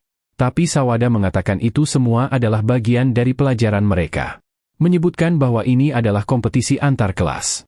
Yuya bertanya apakah ada hadiah untuk pemenang. Tetapi Sawada mengungkapkan bahwa dirinya akan mendapat bonus gaji, sehingga dia pun menyuruh mereka melakukan yang terbaik. Mendengarnya, para siswa tidak terkesan. Mereka kemudian berpencar di dalam hutan, dan Yuya bingung apa yang harus mereka lakukan. Akira berpikir dia akan mudah untuk bertahan hidup. Namun mereka mengabaikannya, mengira dia bodoh. Rin menyarankan agar Yuya dan Kaide pergi memancing ikan, sementara dia dan Akira mencari beberapa tanaman yang bisa dimakan. Kita melihat semua siswa berada di tepi sungai, dan Kaide berpikir mereka terlambat. Mereka melihat Rio di tepi sungai, dan dia memberitahu bahwa semua tempat mancing yang bagus sudah habis. Kaide bingung apakah mereka harus mencoba sesuatu yang lain. Namun Yuya menggunakan skill deteksinya, dan berhasil menemukan tempat mancing lain. Ada banyak ikan di daerah tersebut, tapi Kaide berpikir airnya sangat dangkal, sehingga alat pancing mereka tidak efektif. Tetapi Yuya punya rencana lain, dan dia mulai masuk ke dalam air. Ia membandingkan ikan-ikan sungai dengan monster di hutan gelap, ikan-ikan itu tidak ada apa-apanya. Dia mengingat yang ia pelajari dari Luna, tentang cara memprediksi perilaku monster, dan dia berhasil menangkap seekor ikan dengan tangannya. Kaide terkesan melihatnya, dan Yuya pun terus menangkap semua ikan-ikan dengan anggun. Siswa lain menganggap Yuya gila, dan Kaide merasa dia sudah menangkap terlalu banyak ikan. Yuya mengaku terbawa suasana, dan ingin berterima kasih pada Luna atas ilmunya ini. Sementara itu di kota, kita melihat sebuah toko yang penuh dengan boneka. Luna menggunakan benangnya, memotong semua kepala boneka itu, dan dia menyadari bahwa kekuatannya telah meningkat. Dia mengingat kembali saat bersama Yuya. Tapi ternyata Luna sebenarnya seorang asasin, dan telah membunuh sejak dia masih kecil.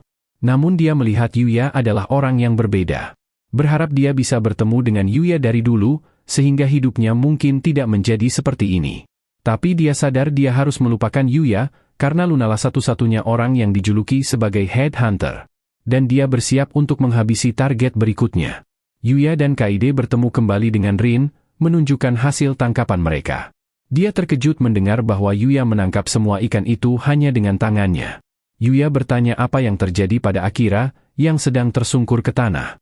Dia pun mengatakan bahwa Rin menggunakannya untuk menguji apakah jamurnya beracun, dan menggunakannya sebagai umpan untuk menarik perhatian beruang.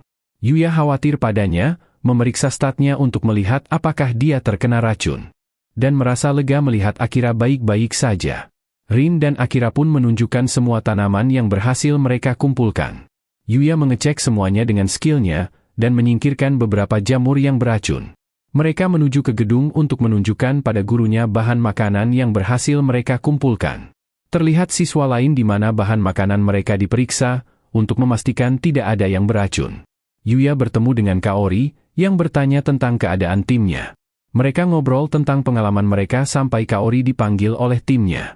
Akira terkejut melihat betapa dekatnya Yuya dengan Kaori. Berharap dia juga bisa seperti Yuya. Mereka pun menunjukkan hasil panen mereka ke Sawada, dan dia memuji mereka karena menjadi tim pertama yang membawa banyak makanan yang aman untuk dimakan. Dia menjadi bersemangat memikirkan bonus gajinya, tetapi berkata bahwa bonusnya juga akan dinilai dari masakan mereka. Dia bertanya siapa yang akan memasak, dan mereka menunjuk Yuya. Sawada menyemangati Yuya untuk melakukan yang terbaik, mengatakan bonus gajinya bergantung pada Yuya. Yuya pun berpikir Sawada seharusnya tidak begitu jujur dengan gajinya itu.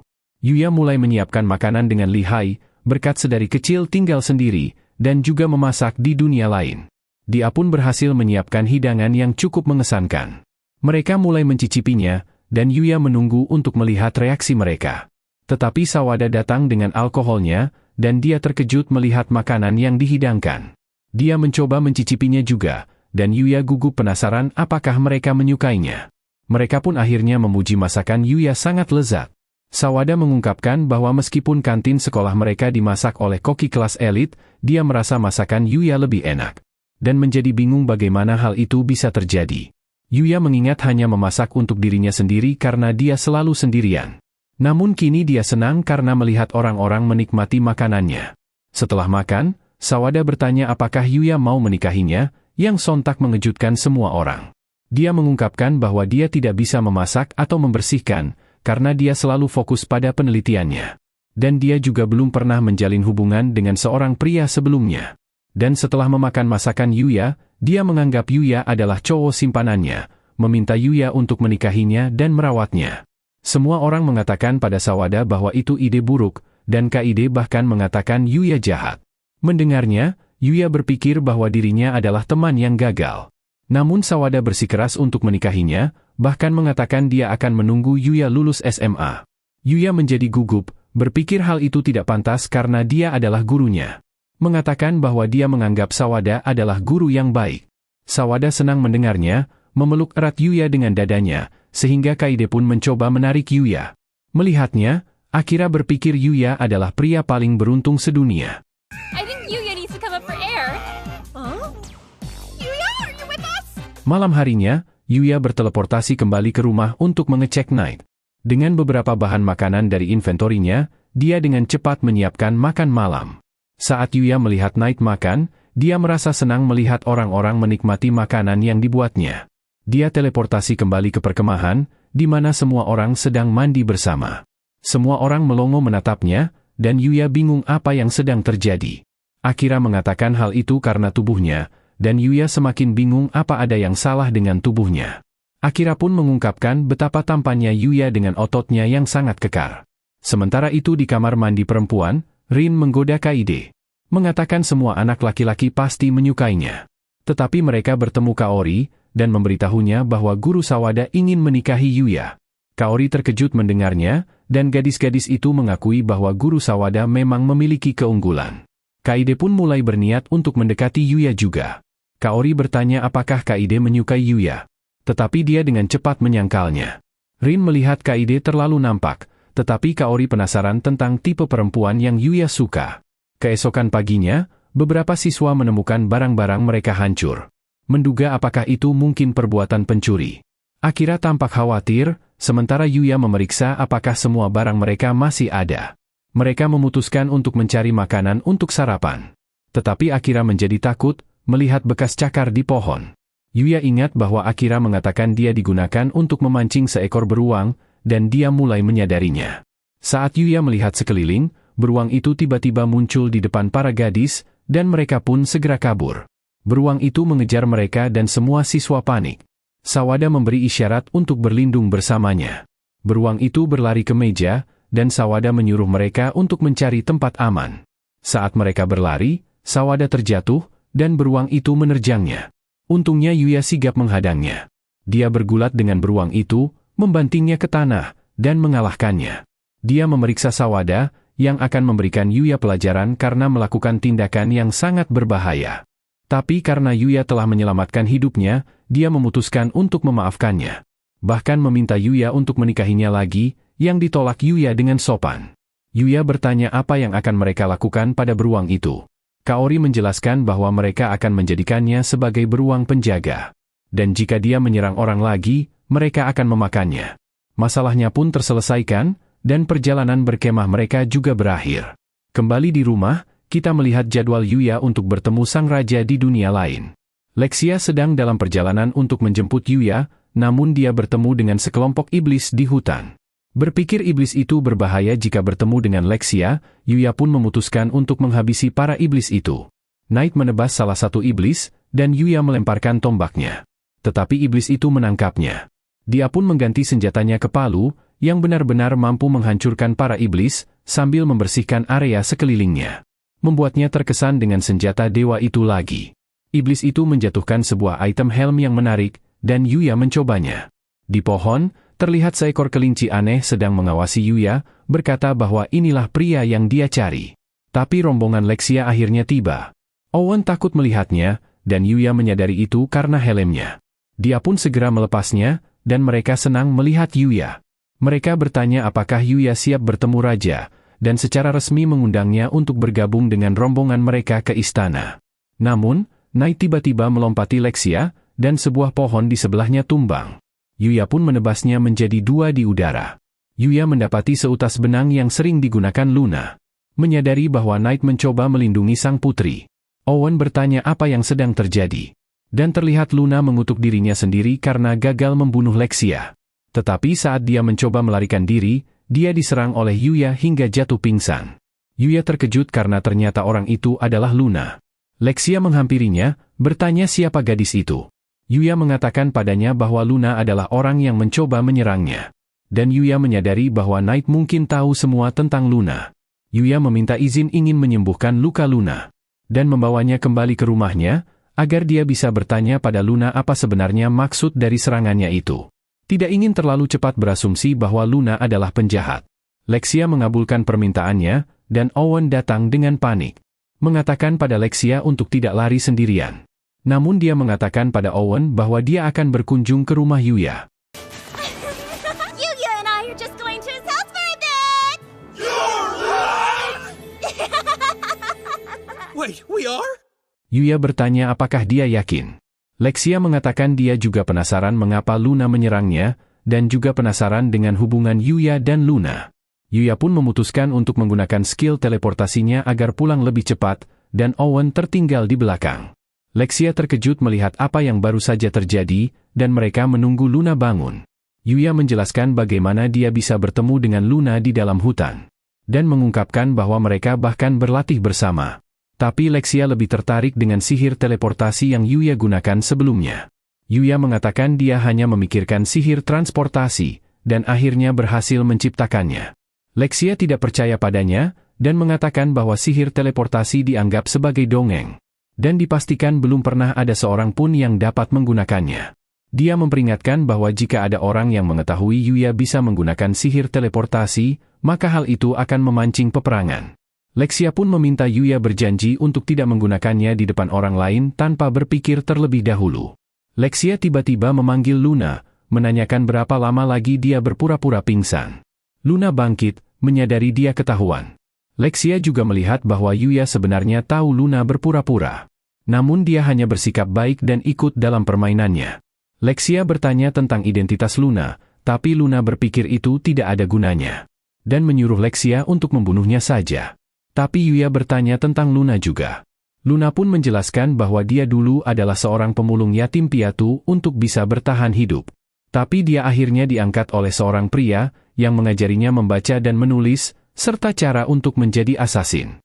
Dan dia akhirnya bergabung dengan parti bernama Dark Guild. Yuya penasaran dengan Dark Guild itu, dan Lexia menjelaskan bahwa mereka adalah organisasi yang bertanggung jawab atas semua jenis kejahatan. Luna melanjutkan dengan mengungkapkan bahwa dia telah menyelesaikan pembunuhan yang tak terhitung jumlahnya, dan bahkan dijuluki sebagai Headhunter. Lexia pun terkejut mendengarnya. Yuya bertanya apakah Knight sudah tahu tentang Luna selama ini, dan menyadari bahwa itulah alasan mengapa dia bersikap agresif pada Luna saat awal bertemu. Luna mengungkapkan misinya untuk membunuh Lexia. Namun sekarang dia sudah gagal. Kematiannya sudah dipastikan, karena dia akan dieksekusi, atau Guild Dark akan mengirim seorang asasin untuk membunuhnya. Yuya khawatir padanya, tapi Luna bertanya mengapa dia peduli, padahal mereka baru saja berkenalan. Namun Yuya menjelaskan meskipun hanya menghabiskan waktu bersama yang singkat, itu sangat berarti baginya. Dan dia sudah menganggap Luna sebagai temannya. Luna berpikir sudah terlambat. Tapi Lexia menyela, menyuruh Luna bekerja untuknya, dan menjadi pengawalnya. Namun Luna bingung mendengarnya. Lexia pun menjelaskan karena hanya dia dan Yuya yang tahu tentang percobaan pembunuhan itu, mereka bisa merahasiakannya. Dan jika Luna bekerja sebagai penjaga putri, akan lebih sulit bagi Guild Dark untuk menangkapnya. Luna berkata Alicia gila, menjelaskan bahwa dia adalah seorang penjahat. Memikirkan semua orang yang telah dia bunuh, dan tangannya yang kotor berlumuran darah. Tapi Lexia mengatakan bahwa Luna memiliki tangan yang cantik. Penasaran bagaimana tangannya bisa sangat lembut. Dia pun berkata itu berkat pemandian air panas Yuya. Dia terus menolak, tapi Lexia memarahinya. Mengatakan bahwa karena Luna telah gagal membunuhnya, Luna sekarang adalah seorang pecundang. Dan sekarang harus mengikuti perintahnya. Luna pun tidak punya pilihan selain menerima pekerjaan itu. Sementara itu, kita melihat Owen, di mana dia dan prajuritnya melarikan diri dari para goblin. Mereka tidak bisa sampai di rumah Yuya, sehingga mereka terpaksa mundur. Memberikan Yuya tanggung jawab untuk melindungi Lexia dengan aman. Luna tidak percaya melihat keadaannya sekarang berubah, berpikir Lexia bertindak semena-mena. Tetapi Lexia mulai memerintahkan Luna sesuatu, menuntut ingin mengetahui tentang pemandian air panas Yuya itu. Luna pun menjelaskan bahwa Yuya memiliki sebuah item langka yang dapat membuat sebuah bak mandi di mana saja. Dapat membantu pemulihan saat kelelahan, dan juga memiliki efek meningkatkan kecantikan. Lexia menganggap item itu luar biasa, dan ingin menggunakannya juga. Dia memutuskan untuk mandi bersama Luna, mengundang Yuya untuk bergabung dengan mereka juga. Tapi Yuya dengan gugup menolak, dan Lexia pun kecewa. Mereka menikmati mandi bersama, dan merasa santai. Tapi Lexia tiba-tiba bertanya apakah Luna menyukai Yuya. Luna menjawab bahwa mereka hanya berteman saja. Lexia mengatakan bahwa dia bisa tahu bahwa Luna menyukainya. Tetapi Luna menyangkalnya, mengatakan bahwa itu hanya imajinasi Lexia saja. Lexia pun menceritakan tentang rencananya untuk menikahi Yuya. Mendengarnya, Luna langsung menolak idenya itu. Lexia berkata bahwa Luna seharusnya tidak masalah jika memang mereka hanya berteman. Namun Luna tidak yakin apa yang sebenarnya dia rasakan. Lexia tiba-tiba mendeklarasikan perang dengan Luna, mengungkapkan bahwa dia benar-benar jatuh cinta pada Yuya. Mereka pun akan bertarung memperebutkan Yuya, dan Lexia akan menjadi pemenang jika dia bisa menikahi Yuya. Luna bingung mendengarnya. Tapi saat dia memikirkan Yuya bersama wanita lain, dia menerima pertarungan itu. Menginginkan Yuya hanya untuk dirinya sendiri. Lexia pun menyatakan bahwa mulai saat ini, Luna akan menjadi pengawalnya sekaligus rivalnya. Setelah mandi, Yuya berpikir mereka harus membuat makan malam. Lexia menawarkan diri untuk memasak, tapi dia kesulitan saat mencoba memotong kentang. Bahkan pisaunya terlempar, dan hampir membuat bencana. Yuya pun akhirnya yang memasak makan malam. Mereka menyantap makanannya dengan nikmat, dan Lexia memuji Yuya. Tetapi Luna cemburu melihatnya, dan meminta Yuya untuk menyuapinya. Mengatakan bahwa dia kesulitan bergerak karena lukanya belum sembuh sepenuhnya. Yuya mengingat betapa kerasnya dia memukul Luna, sehingga dia pun mengiyakan permintaan itu. Tapi saat Luna makan, dia senyum pada Lexia, yang juga cemburu, dan ingin disuap juga. Yuya mengatakan dia tidak terluka, tetapi Lexia menggunakan kekuasaannya sebagai prinses untuk memerintah Yuya. Yuya pun tidak punya pilihan selain mematuhinya. Here, say ah! Don't hesitate, just devour it all. Fine. Malam hari, para gadis tidur bersama. Dan Yuya kelelahan, tetapi merasa senang menghabiskan waktunya. Keesokan harinya, mereka bertemu kembali dengan Owen dan anak buahnya. Yuya meminta maaf karena meninggalkannya. Owen kemudian bertanya tentang temannya, dan Yuya memperkenalkan Knight sekali lagi. Owen berterima kasih padanya karena telah menyelamatkan Lexia kemarin. Dan dia terus bertanya tentang identitas Luna. Lexia secara belak-belakan menjelaskan bahwa Luna adalah seorang asasin yang mencoba membunuhnya. Tetapi sekarang akan bekerja sebagai pengawalnya. Semua orang terkejut mendengarnya, dan Luna tidak percaya secepat itu Lexia mengungkapkan rahasianya. Owen langsung mengepung Luna, tetapi Lexia menyuruhnya mundur. Owen menolak, mengatakan Luna tidak bisa dipercaya. Tetapi Lexia menjelaskan bahwa mereka semalam tidur bersama. Jadi jika Luna memang benar-benar ingin membunuhnya, dia pasti sudah mati. Owen akhirnya menyerah, tetapi mengatakan tetap akan mengawasinya. Yuya tiba-tiba menyela, mengatakan dia tidak bisa lagi pergi bersama mereka ke istana karena mereka telah menghabiskan waktu di rumahnya. Dia tidak punya waktu lagi untuk melakukan perjalanan, karena dia harus kembali ke sekolah. Owen pun menyuruhnya untuk berkunjung kapanpun dia mempunyai waktu luang. Memberitahu Yuya bahwa dia bisa mengikuti jalan itu menuju sebuah desa, di mana ia bisa mendapatkan petunjuk ke arah ibu kota kerajaan. Lexia mengucapkan selamat tinggal, meminta Yuya untuk segera berkunjung. Tapi Luna tiba-tiba berlari ke Yuya, menciumnya dan mengucapkan terima kasih atas semua yang telah Yuya lakukan untuknya. Lexia kaget, menyuruh Owen untuk kembali agar dia juga bisa mencium Yuya. Tetapi Owen hanya berpura-pura tidak mendengarnya dan meneruskan perjalanan. Stop the carriage immediately! If she's going to kiss him, then I want to do it too! Yuya memikirkan ciuman itu, bertanya apakah Luna menyukainya. Namun Yuya akhirnya memutuskan untuk mandi dan bersantai. Dia tiba-tiba menyadari ada seekor babi yang menyelinap masuk. Dan dia mendapat sebuah notifikasi yang mengatakan dia baru saja menjinakkan hewan itu. Babi itu juga nampak bingung, tetapi kemudian menghiraukannya. Yuya berniat untuk memeriksa statnya. Namun skill appraisal Yuya telah naik level, sehingga dia dapat melihat semua skill babi itu. Dia melihat babi itu memiliki skill yang disebut Holy Ground, dan bertanya ingin melihat skill tersebut. Makhluk itu pun menciptakan sebuah medan cahaya di sekeliling mereka, dan tampaknya memberikan Yuya sebuah buff. Luna terkesan melihatnya dan memutuskan untuk memberinya nama. Melihat dari penampilannya, dia memutuskan untuk menyebutnya Akatsuki. Like it?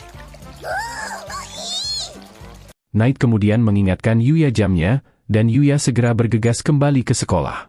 Saat di kelas, Sawada mengumumkan bahwa mereka akan mengadakan kompetisi permainan bola, di mana hasil pertandingannya akan mempengaruhi bonus gajinya. Dia pun meminta mereka semua melakukan yang terbaik. Acara pertama adalah sepak bola, dan kelas mereka dibagi menjadi 2 tim.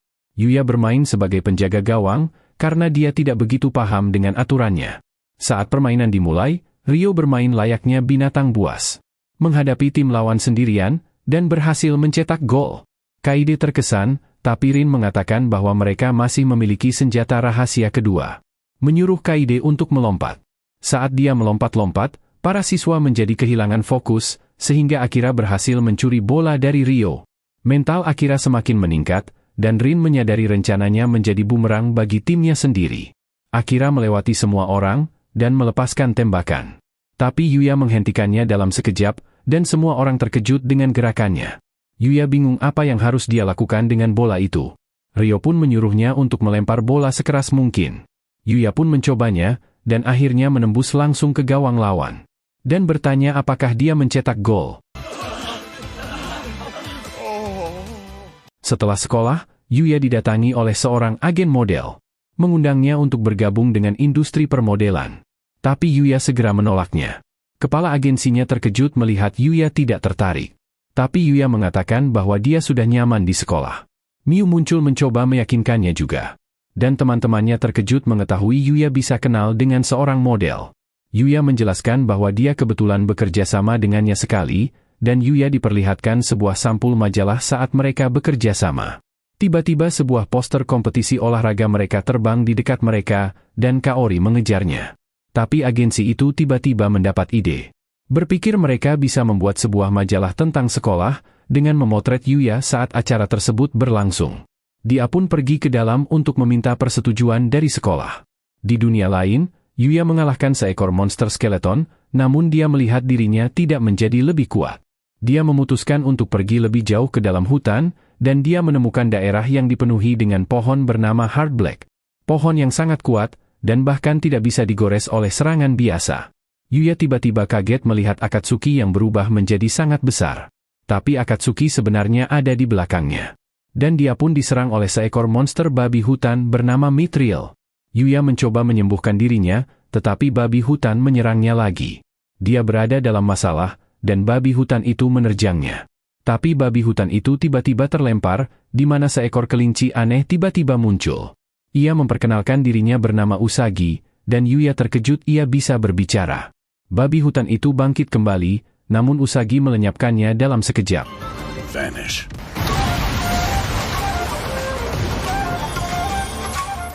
Yuya terkejut melihat kekuatannya yang bahkan menghancurkan pepohonan di sekitarnya. Dia memeriksa statistiknya, dan melihat kelinci itu sangat kuat, dengan gelarnya bernama Dewa Penendang. Yuya mengucapkan terima kasih atas bantuannya, dan si kelinci meminta Yuya untuk menunjukkan tendangannya. Yuya menunjukkan tendangannya, dan Usagi melihat potensi dalam diri Yuya. Usagi memamerkan tendangannya, menembus beberapa pohon di depannya. Dan dia mulai melatih Yuya untuk melakukan hal yang sama. Setelah beberapa saat, Yuya berhasil menghancurkan sebuah pohon, dan Yuya lanjut dengan melakukan sparring bersama Usagi. Yuya bertanya mengapa sang kelinci melatihnya. Usagi mengungkapkan karena dia ingin Yuya menjadi penggantinya. Kelinci itu menjelaskan bahwa dia dikenal sebagai seorang dewa, dan merupakan tugasnya untuk meneruskan teknik-tekniknya. Ia mengungkapkan bahwa dewa merupakan sebuah gelar yang diberikan kepada seseorang yang telah menguasai suatu bidang tertentu. Dan dia telah menguasai tendangan dewa.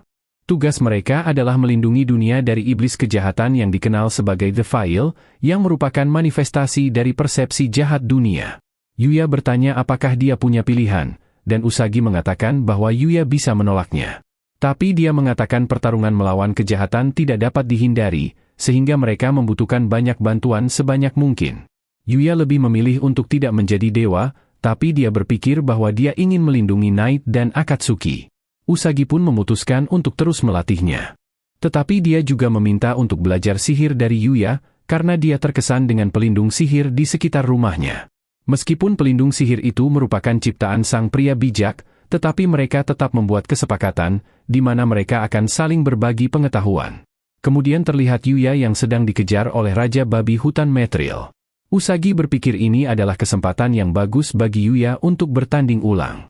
Yuya kesulitan melawannya, tetapi ia menggunakan tendangannya. Dan bersama dengan cambuknya, dia berhasil mengalahkan Raja Babi Hutan Mithril.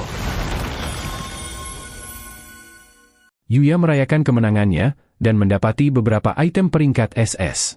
Usagi menjelaskan bahwa ada juga monster peringkat SSS. Di atasnya lagi ada peringkat EX, dan paling terkuat yaitu musuh mereka Iblis The File, dengan peringkat L yaitu legendaris. Yuya tiba-tiba mendapat sebuah notifikasi untuk berevolusi. Dia tiba-tiba mulai bersinar. Penampilannya memang tidak berubah, tetapi tampaknya ia memperoleh beberapa skill baru. I think it's time we head home for today and get some rest. So there's no chance that I'll transform during the ball sports competition, is there? Keesokan harinya, Yuya mengikuti kompetisi tenis meja. Dan agensi model menyuruh Yuya untuk memberikan pertunjukan yang bagus bagi mereka. Lawannya adalah juara satu tingkat nasional, yang dijuluki Sniper. Dia memberikan serangan servis yang mengerikan, yang bahkan Yuya tidak mampu membacanya. Namun membandingkan dengan babi hutan yang dihadapinya, Yuya dengan mudah mengembalikan servis berikutnya, bahkan membuat sebuah lubang di meja. Namun Yuya menyerah pada pertandingan itu, tidak ingin melukai siapapun.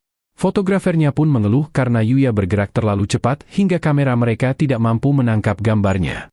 Kemudian Kaide menarik Yuya untuk bermain bola voli, karena salah satu pemain mereka terluka.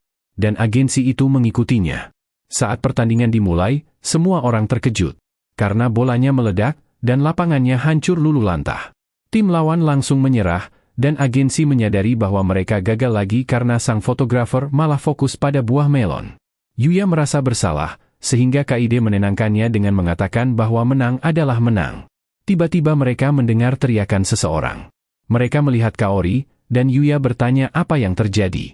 Terlihat rekan setimnya diangkat dengan tandu. Dan dia memperingatkan Yuya agar berhati-hati dengan servis lawan. Yuya pun menggantikan anak itu di pertandingan bola tenis, dan lawannya mengatakan bahwa Yuya juga akan segera membutuhkan medis. Pertandingan berlanjut dan Kaori melakukan servis.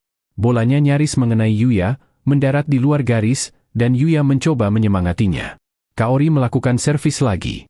Tapi kali ini raketnya terhempas, dan Yuya menyadari bahwa anak itu sebenarnya telah dihantam oleh Kaori. Mengetahui hal ini, Yuya mengambil alih permainan, melakukan semua pukulan, dan mengkari pertandingan. Kaori mencoba membantu, tapi dia malah melempar raketnya lagi, dan hampir terjatuh. Tetapi Yuya menangkapnya, dan kepala agensi akhirnya dapat memotretnya. Yes! That means we're all good. Di penghujung hari, Kaori berjalan pulang bersama Yuya sambil mengucapkan terima kasih atas bantuannya. Dia ingin mentraktirnya makan, tapi Yuya berkata dia juga senang bersama Kaori, jadi tidak perlu untuk berterima kasih padanya. Namun, Kaori tiba-tiba malah mencium pipinya. Sementara itu, kita melihat Usagi di mana ia sedang bertarung melawan salah satu makhluk jahat. Usagi bertahan menggunakan sihirnya, dan gadis itu terkejut, karena kelinci itu seharusnya tidak bisa menggunakan sihir. Dia mengucapkan terima kasih pada Yuya karena telah mengajarinya sihir, sehingga gadis itu berniat menyusun ulang rencananya. Menyadari Yuya adalah ancaman yang lebih besar, dia pun memutuskan pergi mencari dan melawan Yuya terlebih dahulu. Kepala agensi melihat majalah edisi terbarunya, dan dia senang dengan semua foto-foto Yuya. Dia membayangkan tentang majalahnya yang akan viral dan laku keras. Tetapi anggotanya khawatir jika semua agensi lain akan mengejar Yuya saat mereka melihatnya di majalah. Namun sang kepala agensi tidak cemas, dan dia tampaknya punya rencana untuk memastikan agar Yuya menolak semua tawaran dari agensi lain. Kembali di rumah Yuya, dia dan Kaori belajar bersama. Yuya berterima kasih padanya karena telah membantunya belajar matematika. Tapi Kaori berkata itu tidak masalah, karena Yuya juga telah mengajarinya bahasa Inggris. Yuya pun bersyukur karena skillnya dari dunia lain mampu membuat bahasa Inggris mudah untuk dipahami. Flashback sebelumnya, terlihat Yuya dan Kaori berjalan pulang bersama. Dan kita mengetahui ujian semester sebentar lagi akan tiba. Yuya khawatir apakah dia bisa melewati ujiannya, dan Kaori terkejut ternyata ada sesuatu yang Yuya tidak pandai. Kaori pun menyarankan agar mereka belajar bersama. Dia bertemu Akatsuki untuk pertama kalinya. Dan dia melihat kedua hewan peliharaannya sangat lucu saat sedang tertidur. Kaori kemudian izin untuk menggunakan toiletnya. Tapi setelah dia pergi, Yuya penasaran apakah dia bisa menemukannya. Namun Kaori sampai di depan pintu menuju dunia lain, dan Yuya mengejarnya. Kaori mengatakan dia merasa seperti dipanggil dari pintu itu, dan Yuya menjadi gugup. Yuya pun mengungkapkan bahwa pintu itu terhubung ke dunia lain, dan dia menyuruh Kaori untuk mencoba meletakkan tangannya melewati pintu. Tangannya terhenti oleh penghalang, dan Yuya menjelaskan bahwa hanya orang yang dia izinkan yang bisa melewatinya. Kaori bertanya seperti apa dunia lain itu. Yuya menjelaskan bahwa dunia itu adalah dunia yang dipenuhi monster dan sihir. Menunjukkan bahwa dia bisa menggunakan sihir. Kaori kagum, dan Yuya menjelaskan sihir itu berkat dunia lain. Di mana dia belajar skill yang memungkinkannya untuk menangani para penjahat yang menyerang sekolah. Dan menyelamatkan semua orang dari kebakaran di mall. Kaori masih tak percaya, dan Yuya menawarkan untuk mengajaknya berkeliling di dunia lain.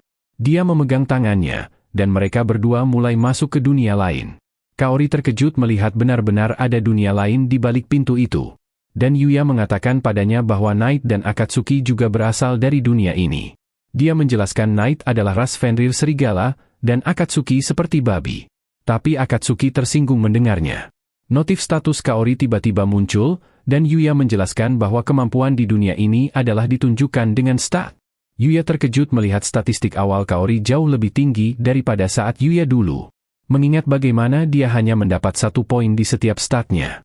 Yuya menjelaskan bahwa dia naik level di dunia ini, sehingga penampilannya berubah total karena hal itu. Dia merasa seperti berbuat curang, namun berpikir dia tidak akan diterima oleh semua orang jika penampilannya buruk. Tetapi Kaori mengubah topik pembicaraan. Ingin melihat lebih banyak tentang dunia ini. Yuya menjelaskan bahwa akan berbahaya jika mereka pergi keluar dari perisai sihir rumahnya. Namun berkata akan menunjukkannya di lain waktu. Mereka membuat janji kelingking, dan Yuya meminta Kaori untuk menjaga rahasianya. Membuat Kaori merasa seperti mereka memiliki ikatan spesial, dan dia mulai merasa lebih dekat dengan Yuya. Sementara itu di ibu kota kerajaan, Lexia tiba di istana. Dan sang raja bingung mengapa Yuya tidak bersama mereka. Owen menjelaskan rencana mereka harus berubah, dan raja bertanya apakah ini semua ada hubungannya dengan Luna. Luna segera mengakui bahwa dia mencoba membunuh Lexia. Raja langsung mengambil pedangnya, bersiap untuk mengeksekusinya. Dia menerjang Luna, tapi dia tiba-tiba terhenti. Raja mengakui kehebatan Luna, karena Luna menyadari pedang itu memiliki kemampuan untuk memotong apapun yang ditebasnya. Sehingga Luna pun menghentikan tangannya, bukan pedang itu. Lexia marah pada ayahnya, mengatakan bahwa itu adalah keputusannya untuk menjadikan Luna sebagai pengawal. Dan mengatakan akan membenci ayahnya jika dia menyakiti Luna. Sang raja tak kuasa mendengarnya, dan dia akhirnya mengakui Luna sebagai salah satu pengawal Lexia. Setelah itu, raja bertanya lebih lanjut kepada Owen tentang Luna. Dan Owen menjelaskan bahwa Luna dijuluki sebagai headhunter dari Guild Dark. Sang raja bertanya apa hubungannya dengan Yuya. Dan Owen menjelaskan bahwa Yuya adalah orang yang menangkap Luna. Dan Yuyalah yang membawa Luna dan Lexia kembali ke rumahnya. Tapi mendengar bahwa Lexia menginap di rumah seorang pria, raja mulai mengamuk. Berniat untuk mencincang-cincang Yuya. Owen mengatakan padanya bahwa tidak terjadi apa-apa. Tetapi raja berkata bahwa Owen tidak yakin karena dia sendiri tidak ada di sana. Sementara itu, kita melihat pria bertopeng yang mencoba membunuh Lexia. Kita mengetahui bahwa dia ternyata adalah pangeran pertama bernama Ragar. Dan bawahannya memberitahu tentang seorang bangsawan yang menyewa Luna untuk membunuh Lexia. Tetapi berakhir dengan kegagalan karena Yuya menghalanginya. Dan Luna bahkan sekarang malah menjadi pengawal Lexia. Bawahannya juga menyebutkan bahwa Yuya diundang ke istana kerajaan, dan hal ini memberi Ragar sebuah ide. Dia memberi bawahannya senjata rahasianya, sebuah penyegel perisai sihir, yang menciptakan sebuah area yang dapat menonaktifkan semua sihir. Hal ini akan membuat semua pengawal sihir raja tidak berdaya, sehingga satu-satunya yang harus mereka hadapi tersisa Owen dan Luna. Pria itu khawatir identitasnya akan terbongkar jika rencananya gagal. Tapi Ragar berpikir mereka dapat memfitnah Yuya saat dia berkunjung ke istana. Terlihat Yuya mendapat hari libur tambahan setelah pertandingan di akademi. Dia pun bersiap untuk mengunjungi ibu kota kerajaan. Dia juga farming, mengalahkan seekor monster domba. Yang menjatuhkan beberapa item, termasuk item perlengkapan tidur langka, yang secara ajaib memberikan kenyamanan terbaik. Yuya menuju ke kota terdekat, dan dia terkejut melihat manusia rubah di dunia ini. Dia menuju ke sebuah guild, ingin melakukan jual beli, karena dia tidak punya uang sepeser pun. Guild Master merasa nama Yuya cukup aneh, dan tidak tahu dari mana Yuya berasal. Yuya menjelaskan dia hanya berasal dari sebuah pulau kecil, dan Guild Master berpikir Yuya pasti seorang bangsawan dilihat dari penampilannya. Yuya bersumpah dia hanya orang biasa, tetapi sang master sulit mempercayainya. Dia bertanya apa yang ingin Yuya jual, dan menjadi takjub saat melihat kotak inventory item milik Yuya. Yuya mengeluarkan beberapa botol bumbu bubuk, dan Guild Master tertakjub melihat kacanya. Dia memeriksa bumbu tersebut, dan menemukan bahwa itu adalah bumbu dengan kualitas tertinggi yang pernah dia lihat. Tapi Yuya berpikir itu hanya bumbu biasa yang dia beli dari Indomaret. Guild Master pun menawarkan ingin membeli semuanya dengan harga 100 koin emas. Yuya bertanya apakah itu tidak terlalu banyak, mengaku dia tidak tahu nilai mata uang di kerajaan itu. Guild Master menjelaskan bahwa sebuah keluarga, rata-rata bisa memenuhi kehidupannya dengan 5 koin emas selama setahun. Jadi dengan 100 emas akan cukup untuk menghidupi satu keluarga selama 20 tahun. Guild Master juga memberi Yuya kartu guild yang bisa digunakan sebagai identitas seseorang. Dan Yuya bertanya tentang cara menuju ke ibu kota kerajaan. Guildmaster menjelaskan ada kereta kuda yang bisa langsung menuju ke ibu kota kerajaan. Saat sesampainya di sana, Yuya terkesima dengan banyaknya penduduk di sana. Akatsuki menunjuk ke arah istana, dan Yuya mulai khawatir. Berpikir dia tidak cocok sebagai tamu kerajaan. Dia menuju ke istana, dan disambut oleh Owen. Owen memberitahu bahwa mereka akan langsung menemui sang raja. Yuya panik, berpikir dia belum siap. Tetapi Owen mengatakan kepadanya untuk tidak khawatir, karena ini hanya pertemuan biasa. Terlihat Lexia dan Luna sudah menunggu di dalam, dan Yuya memberi penghormatan kepada raja. Raja langsung membahas tentang bagaimana Lexia melamarnya. Dia mulai kehilangan kewarasannya, mengira Yuya yang menggoda putrinya. Tetapi Owen berhasil menenangkannya. Raja kecewa karena Yuya tidak datang membawa hadiah apapun untuk Lexia. Yuya pun dengan cepat mengambil item perlengkapan tidur yang didapatnya dari domba. Lexia merasa tersanjung melihatnya, tapi hal itu malah membuat raja marah. Mengira Yuya mencoba untuk merayu putrinya tepat di hadapannya. Owen mencoba menghentikan raja, mengatakan Yuya tidak mengetahui adat istiadat mereka. Yuya bingung apa yang sedang terjadi. Lexia menjelaskan bahwa jika memberikan perlengkapan tidur sebagai hadiah, itu artinya ingin menikahi orang tersebut.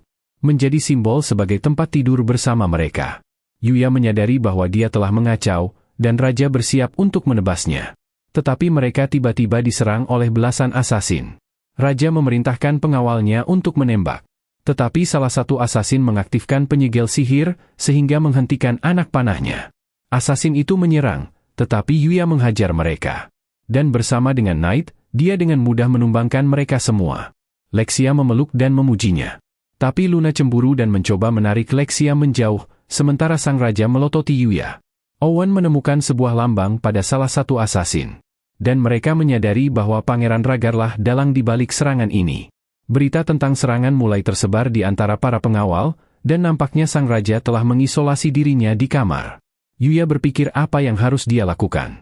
Dan kita melihat Owen meminta bantuan Yuya untuk menjaga Lexia. Yuya pun pergi mencari Lexia, namun ragu-ragu untuk masuk ke kamarnya. Tapi Lexia tiba-tiba keluar, dan ingin agar mereka berdua berkeliling kota karena ini pertama kalinya Yuya ke sini.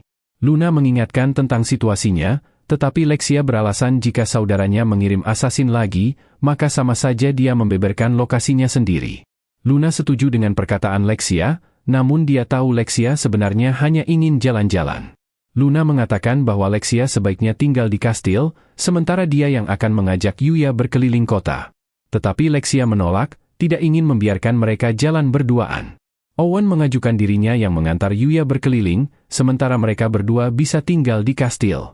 Tetapi kedua gadis itu menolak idenya. Pada akhirnya, mereka bertiga pergi, sementara Owen hanya bisa melihatnya dari kejauhan. Lexia ingin menunjukkan toko perhiasan kepada Yuya, tetapi Luna mempunyai saran lain. Kedua gadis itu pun memperebutkan Yuya.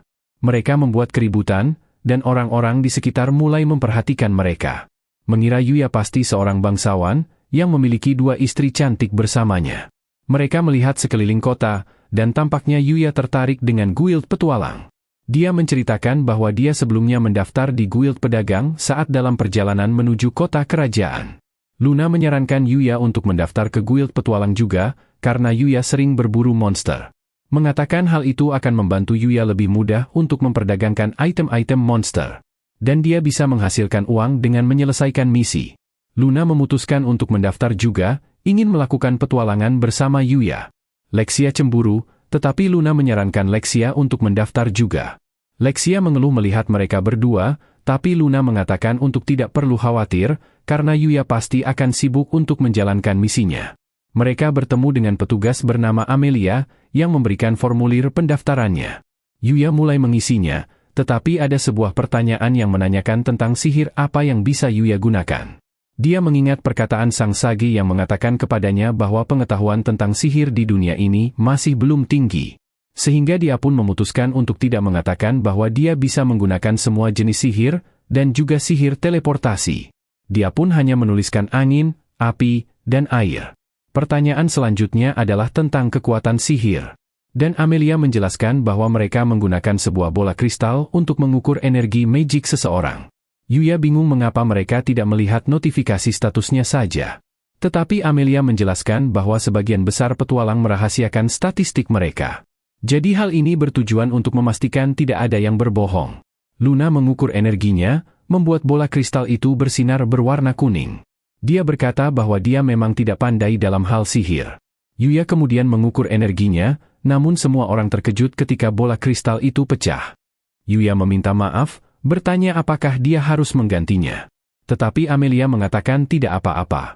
Amelia kemudian melihat formulirnya, dan dia terkejut saat membaca bahwa Yuya bisa menggunakan 3 jenis sihir yang berbeda. Yuya bertanya apakah ada masalah. Amelia menjelaskan bahwa orang yang bisa menggunakan 3 jenis sihir berbeda hanya ada di cerita dongeng saja. Lexia menganggapnya menakjubkan, dan Yuya merasa lega dia tidak menuliskan semua sihir lainnya yang bisa dia gunakan.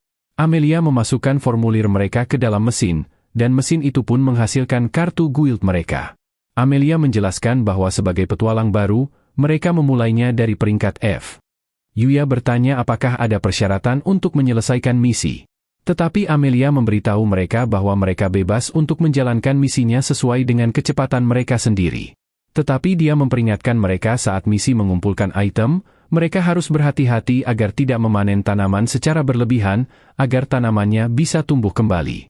Mereka kemudian memeriksa papan misi, bingung apa yang harus mereka lakukan terlebih dulu. Tetapi Yuya tiba-tiba didatangi oleh seorang wanita bernama Glenda. Dia berkata ingin bekerja sama setelah melihat Yuya menghancurkan kristal pengukur itu. Tetapi Kaori dan Luna mencoba menarik Glenda menjauh, sambil mengatakan dia terlalu banyak minum alkohol. Wanita itu pergi, tetapi dia berharap bisa bertemu dengan Yuya lagi. Lexia mempertimbangkan lagi untuk bergabung dengan guild. Berpikir dia harus melindungi Yuya dari wanita lain. Tetapi Luna menyuruhnya untuk memikirkan Owen, yang kesulitan menjaganya. Mereka pun pergi ke sebuah ladang, dan tugas pertama mereka adalah mengumpulkan beberapa tanaman herbal. Yuya terkejut melihat skill analisanya yang kini bisa memberitahukannya tata cara untuk memanen tanaman. Luna kesulitan, berusaha untuk tidak merusak akarnya. Dan Lexia senang bisa kabur dari istana. Dia mengajukan kompetisi dengan Luna, untuk melihat siapa yang bisa mengumpulkan herbal yang paling berharga. Di mana pemenangnya akan mendapatkan tiket berkencan dengan Yuya selama 1 hari penuh. Namun Owen mengingatkan mereka untuk tidak memanen tanaman secara berlebihan di area tersebut. Mereka semua pun mulai pergi, dan Yuya ditinggal sendirian. Yuya kemudian berhasil menemukan tanaman penyembuh mana. Akatsuki mencoba membantu, tetapi dia malah menemukan tanaman yang sangat beracun. Para gadis kembali dengan tanaman mereka, dan Yuya mulai memeriksa apa saja yang mereka panen. Tapi Owen tiba-tiba datang dengan panik, mengatakan mereka telah menemukan lokasi sang pangeran pertama. Dan dia meminta bantuan Yuya. Lexia dan Luna harus pulang ke istana, sementara Yuya dan Owen melanjutkan perjalanan. Mereka tiba di sebuah rumah kosong, yang tampaknya sepi. Owen menduga bahwa pangeran mungkin sudah ditangkap oleh tentara sebelumnya. Tetapi ketika mereka memasuki rumah itu untuk memeriksanya, sebuah pisau langsung mengenai salah satu pengawal. Mereka menemukan pangeran menyandera salah satu pengawal. Tetapi Yuya melepaskan Knight, yang berhasil menyelamatkan pria itu. Owen mengepungnya, menyuruhnya menyerah. Tapi sang pangeran menolak, dan langsung menebas mereka. Dia tiba-tiba mengancam akan mengakhiri hidupnya sendiri, karena merasa dirinya tidak berharga. Owen tidak tahu apa yang harus dia lakukan, tetapi Yuya dengan cepat langsung menghentikannya. Pangeran mencoba menyerang Yuya, tetapi ia malah terjatuh ke lantai. Kemudian, Owen berterima kasih pada Yuya atas bantuannya, dan mereka bersiap membawa pangeran pulang. Namun tiba-tiba, muncul sebuah ledakan, hingga rumah itu hancur. Pangeran kemudian merasa lega melihat gadis kejahatan muncul. Namun gadis itu menganalisa situasinya, dan memutuskan bahwa pangeran telah gagal. Sehingga ia tidak memerlukan pangeran lagi. Pangeran terkejut mendengarnya, mengira gadis itu ingin membantunya menjadi raja. Tapi gadis itu mengungkapkan rencananya yang sebenarnya, yaitu hanya memanfaatkan sang pangeran untuk memulai perang dan membunuh sebanyak mungkin para penduduk. Pangeran menyadari bahwa dia telah ditipu, dan gadis itu bersiap untuk menghabisinya. Owen mencoba menyelamatkannya, tetapi tiba-tiba sebuah anak panah melesat menghentikannya. Yuya bingung dari mana anak panah itu berasal, tetapi gadis itu mulai melepaskan ratusan anak panah ke arah mereka. Owen kemudian bertanya apa sebenarnya tujuan gadis itu. Gadis itu pun mengungkapkan bahwa dia ingin memusnahkan seluruh umat manusia. Para ksatria berjuang bertahan dari anak panah, dan tampaknya gadis itu juga memiliki kemampuan untuk memprediksi pergerakan mereka. Gadis itu bersiap menghabisi mereka, namun Yuya menggunakan sihirnya untuk menghempaskan semua anak panahnya. Owen berterima kasih pada Yuya karena telah menyelamatkan mereka. Dan gadis itu menyadari bahwa inilah Yuya yang sedang diacari. Dia ingin melawan Yuya, tapi menyadari dia sudah menggunakan terlalu banyak kekuatannya. Dia pun memutuskan untuk mundur sementara waktu. Sang pangeran berhasil ditangkap, dan Yuya penasaran tentang identitas gadis itu. Kemudian, Rhaegar dibawa ke hadapan sang raja. Para pengawal melepas topeng dan pakaiannya, memperlihatkan tubuhnya yang penuh dengan bekas luka. Lexia tak kuasa untuk melihatnya, dan terungkap bahwa Lexia sebenarnya yang bertanggung jawab atas luka itu, karena dia pernah kehilangan kendali saat menggunakan sihirnya. Rhaegar akhirnya menjadi gila setelah dihujani dengan energi magic Lexia yang sangat kuat. Dan akhirnya muncul perasaan untuk balas dendam. Dan satu-satunya cara untuk menahan keinginan tersebut adalah dengan semakin melukai tubuhnya sendiri. Dia menyalahkan raja karena tidak membantunya. Dan bahkan mengisolasinya dari masyarakat, karena dia tidak lagi layak untuk menjadi pangeran pertama. Dia diperlakukan seolah-olah tidak ada, dan Yuya tampaknya bisa memahami perasaan Rhaegar. Rhaegar hanya ingin penderitaannya berakhir, dan dia memohon untuk segera dibunuh. Yuya tiba-tiba menyela, mengatakan dia mungkin bisa membantu. Dia pun mengeluarkan jus penyembuhannya. Rhaegar pada awalnya mencoba melawan, tetapi bekas lukanya akhirnya sembuh sepenuhnya. Semua orang terkejut dan Rhaegar segera melihat ke cermin, dan dia tidak percaya tubuhnya telah disembuhkan. Yuya menjelaskan jusnya terbuat dari tanaman herbal penyembuh segala penyakit. Sang raja terkejut melihatnya, karena tanaman itu adalah herbal legendaris yang hanya dianggap sebagai mitos. Dia pun berterima kasih kepada Yuya karena menggunakan item langka itu untuk menyembuhkan putranya. Yuya mengatakan kepadanya untuk tidak khawatir, karena dia menanam herbal itu di kebunnya. Rhaegar mulai tertawa, berpikir bahwa meskipun dia sudah sembuh, dia tetap harus menghadapi hukuman mati. Lexia bertanya kejahatan apa yang telah dia lakukan. Sang raja pun berkata Rhaegar telah melakukan beberapa kali percobaan pembunuhan. Lexia mengatakan bahwa karena kejahatannya hanya ditujukan padanya, dia memutuskan untuk memaafkan Rhaegar. Namun raja menjelaskan bahwa kasusnya tidak sesederhana itu, mengatakan Rhaegar juga menyerang dirinya. Tetapi Lexia bersikeras menyuruh ayahnya memaafkan Rhaegar juga. Sang raja pun akhirnya setuju, dan Rhaegar pun terbebas dari hukuman matinya. Setelah itu, sang raja mempertimbangkan untuk memberikan Yuya sebuah hadiah. Lexia menawarkan dirinya sebagai hadiah, dan Luna juga menawarkan dirinya untuk menikah dengan Yuya. Namun, sang raja akhirnya memberi Yuya sebuah gelar Lord Knight, dan juga memberinya sebidang tanah dan sebuah rumah mewah. Kemudian, Yuya pulang ke kamarnya untuk beristirahat. Dia bermimpi melawan gadis misterius itu. Tetapi dia dikalahkan, dan tiba-tiba terbangun. Keesokan harinya di sekolah, teman-temannya mengajak Yuya jalan-jalan. Tapi dia bergegas pergi setelah kelas, bahkan berlari begitu saja melewati Kaori. Saat dia berlari pulang, yang dia pikirkan hanyalah gadis misterius itu. Dia kembali ke dunia lain, berlatih sekeras mungkin, agar dia bisa siap untuk pertarungannya melawan gadis penjahat itu. Knight merasakan sesuatu, dan mereka tiba-tiba diserang. Gadis itu muncul, dan Yuya bertanya mengapa dia menyerangnya. Gadis itu mengungkapkan bahwa dia ingin membalaskan dendamnya. Dan Yuya adalah seseorang yang bisa menghalangi rencananya itu. Sementara itu, kita melihat Kaori mengunjungi rumah Yuya, yang ingin belajar bersama Yuya. Pintunya terbuka, sehingga dia memutuskan untuk masuk. Dia berkeliling di dunia lain, berharap bertemu dengan Yuya. Tetapi dia tiba-tiba mendengar sebuah ledakan dari kejauhan. Terlihat gadis itu meluncurkan anak panahnya ke arah Yuya. Tapi Yuya menerjangnya bersama dengan Knight. Yuya berhasil mendaratkan tendangan keras diikuti oleh serangan kuat Knight. Gadis itu terkesan, berpikir dia harus menghabisi Yuya dengan cepat sebelum Yuya menjadi lebih kuat. Dia mulai menembaki Yuya, dan Yuya menyadari Kaori ada di area tersebut. Kaori ketakutan, dan Yuya mencoba melindunginya, menciptakan sebuah ledakan besar. Gadis itu bersiap menghabisi Yuya, melepaskan serangan terkuatnya. Namun Usagi tiba-tiba muncul dan menghentikan serangan itu. Dia meminta maaf karena terlambat, dan mengatakan bahwa dia sibuk melakukan penyelidikan. Dia telah menyelidiki bahwa nama gadis itu adalah Yudi. Usagi juga menemukan bahwa gadis itu sebenarnya adalah murid Dewa Pemanah. Yudi pun mengungkapkan bahwa gurunya terbunuh, sehingga dia ingin membalaskan dendamnya. Yudi berkata bahwa Usagi selalu muncul terlambat, sementara gurunya selalu berada di garis depan demi melindungi manusia. Tetapi gurunya akhirnya dikhianati oleh manusia itu sendiri.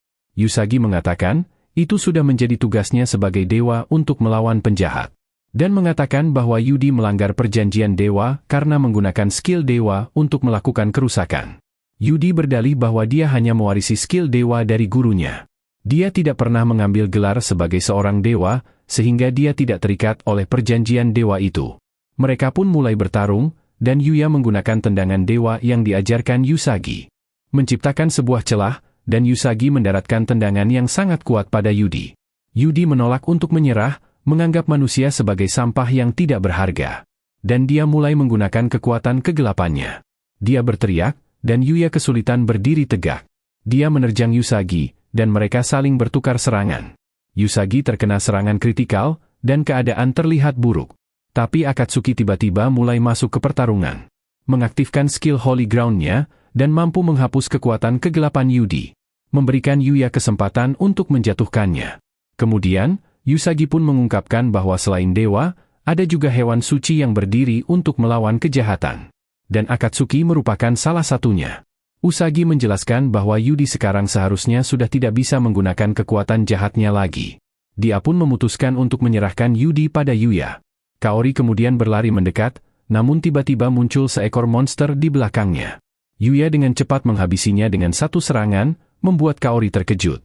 Yuya pun menjelaskan seperti inilah kehidupannya di dunia ini. Yuya bertanya apakah Kaori takut melihatnya membunuh di hadapannya. Dia juga mengaku naik level di dunia ini, berpikir dirinya adalah seorang penipu. Dan sadar Kaori tidak akan menyukainya jika penampilannya tidak seperti ini. Namun Kaori berkata itu tidak benar. Mengaku bahwa Yuya sama sekali tidak berubah sejak pertama kali Yuya menyelamatkannya. Mengatakan Yuya selalu menjadi orang baik. Dan mengaku bahwa dia selalu menyukai Yuya sejak pertama kali mereka bertemu. Itulah dia guys rekap dari anime yang berjudul Aku Mendapat Skill Curang di Dunia Lain dan Menjadi Tak Tertandingi di Dunia Nyata. Sampai jumpa di video selanjutnya.